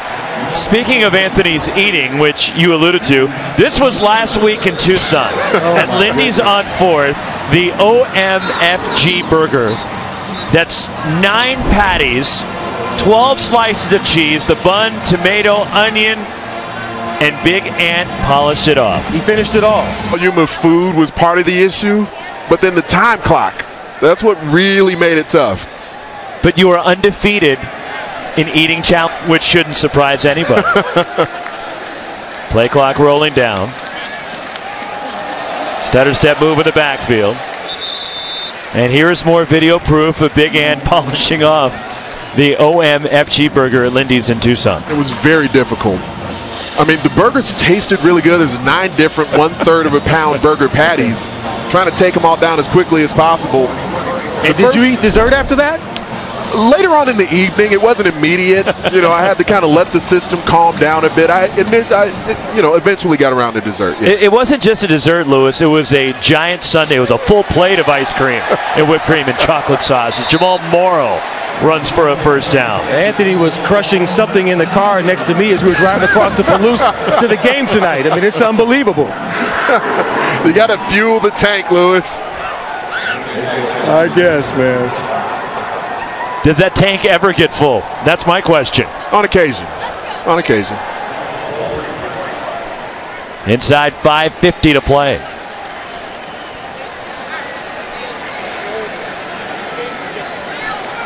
.600 yards in total offense for the Cougars tonight. Gerard Wicks, the running back. Wicks, the reception.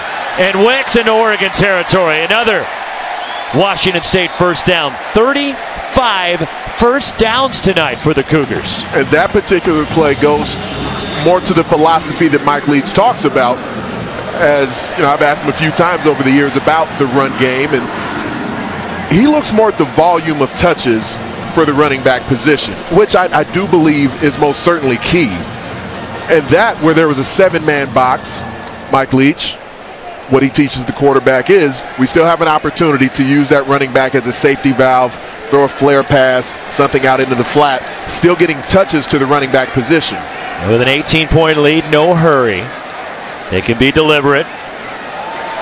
Second effort ends up a positive play. To the 40-yard line for Gerard Wicks. Well, Anthony not only is not the only one that has fun with dessert. Here is Ferdinand's Creamery, right here on campus in Pullman. I think it's still open right now. We're still early enough, right? It's not 10 o'clock At the moment, yes. There was some Twitter back and forth actually with the folks at the Creamery. They were giving some consideration to sending some supplies over, but with it being Pac-12 after dark. Gerard Wicks, the carry. And Lewis Johnson knows something about the Creamery, don't you, Lewis? Oh, I forgot about this. How many years ago? Oh, not the hairnet. The hairnet and everything. Yes. Yeah, I was in there making Cougar gold. So There you it made is. Did they allow you to taste a sample at some point? They did. At the very end. I had to do my work first. I had to turn in the white coat and the hairnet. They wanted the hairnet back. They wanted the hairnet back. Yeah. Then I was able to have my sample of Cougar Gold. Good stuff. Perhaps they bronzed the hairnet like a Smithsonian sort of thing. It's going to be hanging on the wall when we go back, like your picture in Tucson. Jamal Morrow one more time. Morrow tripped up inside the 5. Tyree Robinson with a touchdown-saving stop. I'm having trouble differentiating at this point who's the spread option running attack, because we're seeing this Cougars offense churning up yards on the ground at a level that resembles the Oregon Ducks. 281 yards rushing tonight for Washington State. So much for the air raid, I guess. It's the Coug raid. It's the ground attack.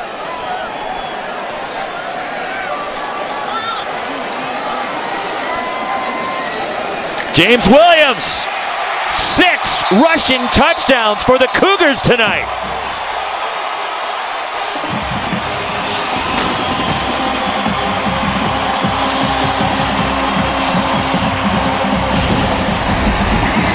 The edge gets sealed so effectively off the inside charge from the defensive end. That makes a very easy choice for Williams to turn the corner. Cole Madison at right tackle.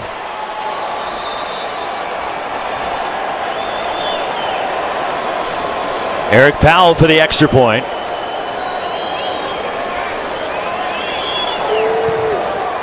And it's 51-26 Washington State.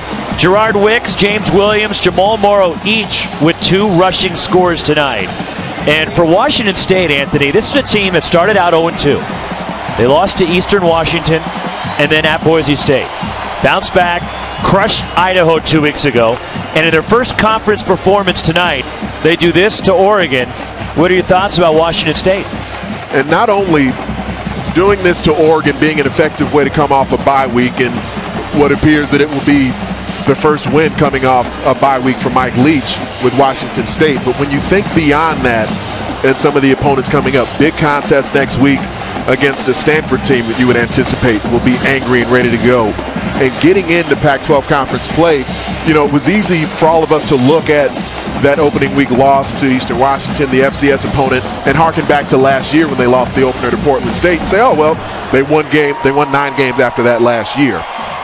But the way they're doing this tonight and showing the totality of what they can formulate offensively and the attack mode that they're staying in defensively, this looks like the Washington State team we all anticipated seeing. 2:54 remaining.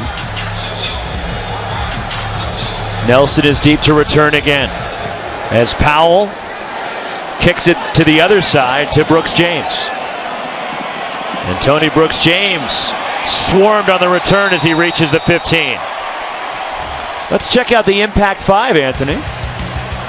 Well, some games are still at play tonight, but we'll start off at the number 5 position, the UCLA Bruins. Even though there's a couple of losses on the Bruins ledger so far, I think they've been playing very well. Utah Utes went down earlier in today's game against Cal. But to me, the number 3 team, and I almost wanted to put them at number 3 last week because the Colorado Buffaloes have been playing every phase very well. Stanford Cardinal, you anticipate they'll be back. And in effect, the Washington Huskies, no doubt at all about it. UW, the complete arsenal was on display last night against the Cardinal. Justin Herbert takes over at quarterback for Oregon, the freshman from Eugene. Kani Benoit, the running back. And Herbert dumps it off to Benoit, who's hit immediately but keeps his feet. And he gets back to the line of scrimmage. That was a big hit put on Kani Benoit. And now Benoit is slow to get up.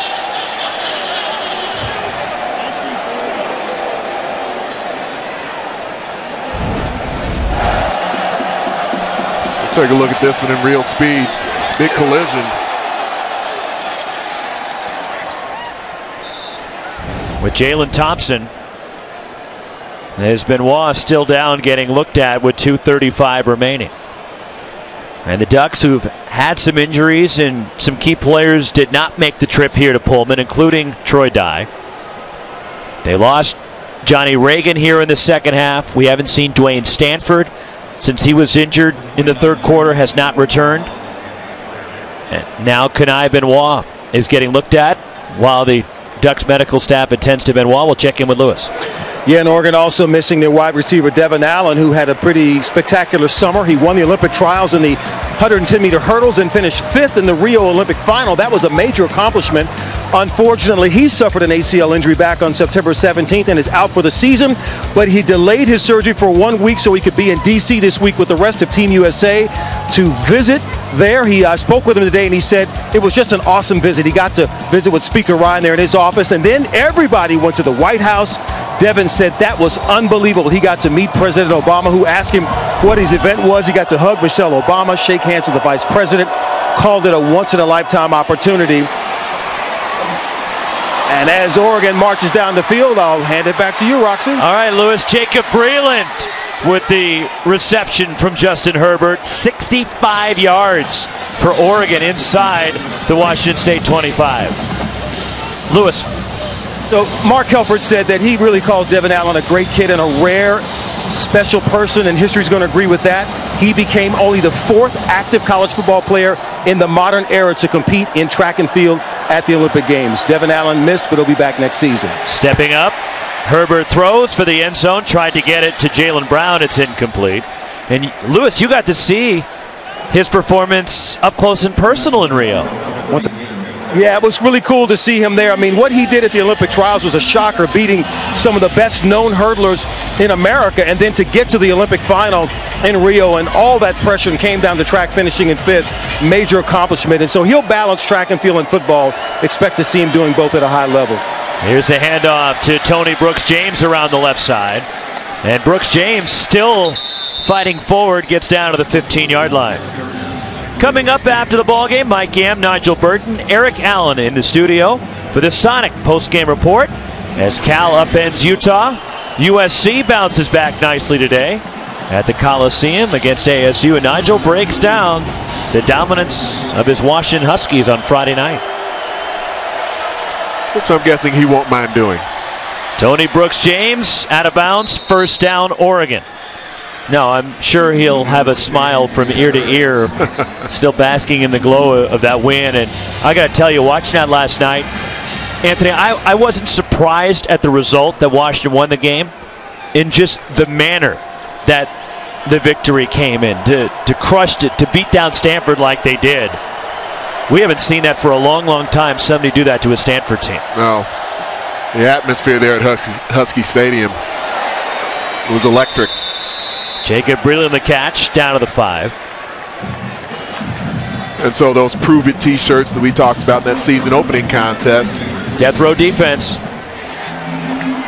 Azim Victor led the way. He's basically the Dr. Dre of that defense. On second down, Herbert dumps it off to Brooks-James, who can't handle it. And it's third down for the Ducks.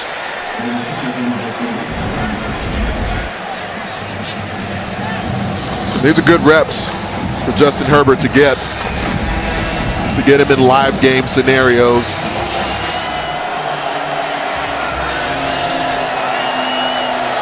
Well, use the Dr. Dre reference. The aftermath is next week against Oregon for Washington.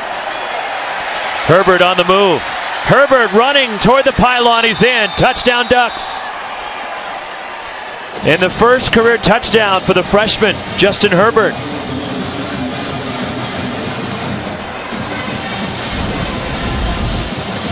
Herbert initially looks laterally, and then, like a lot of young quarterbacks who've got wheels, makes a quick decision to run and turn the corner.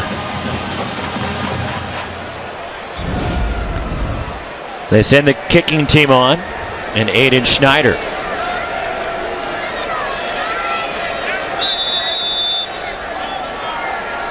.46 seconds to play.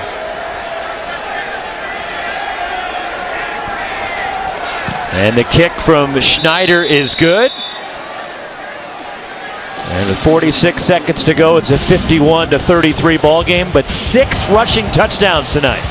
The ground and pound abilities of the air raid. Yes, I said it. This is a ground attack that we highlighted early in the show, and I told you needs to be a part of how they operate offensively. Putting this on film for the rest of the Pac-12, because the scouting report versus Mike Leach's air raid offense is, let's lighten the box and see if they're willing to continue running the football at us. And this willingness that may have grown over the course of the bye week, coming off of the huge effort they had against Idaho, makes perfect sense. And here are the three-headed monster numbers tonight. The running backs for Washington State, Gerard Wicks, Jamal Morrow, James Williams, each with a pair of touchdowns. And as they go into the Stanford game coming up next week for them, it gives Lance Anderson, the defensive coordinator for Stanford, a lot to think about, because Washington State in 2 consecutive games has run for at least 200 yards. Now, Stanford is better up front defensively than Oregon is. You know, they are a bit inexperienced at linebacker, but as far as just trying to hit blocks and close windows down, you would think the Cardinal will have more faith in what they can do up front to potentially get away with the light box. And the kickoff from Matt Wogan. That sails into the end zone. And Washington State gets the ball with 46 seconds to play. And the last time that Oregon lost 3 straight, you got to go back to 2007. And then the last time they lost 4 consecutive ball games 2006, and they're going to get an upset, angry Washington team next week who would love to get after Oregon, considering the Ducks' dominance of the Huskies as of late. One thing we saw in the game where Arizona faced Washington from last week in week 4, the mobility of the quarterback position and Brandon Dawkins from Arizona, there were things that Rich Rodriguez's offense was able to do with the read option that did show some cracks, some crevices in the Washington defense. First down carry, nice push into the backfield by Khalil Oliver for the Ducks. Bring up second down. Is Falk still in there, but 650 plus yards of total offense. Just a tremendous outing tonight in front of a full house in Pullman by Washington State. Spectacular performance for the Washington State offense, and for this defense, the best results they put on the field. Their defensive line coach, Joe Salavea, his guys came out ready to play, and as the game moved forward, the defensive front of the Cougars put more and more of an imprint. Just keep looking at Mike Leach and thinking, yup. They swung their swords on this evening. They did. As the exchange there between Mike Leach and Mark Helfrich, the Ducks will try to regroup and get ready for Washington next week.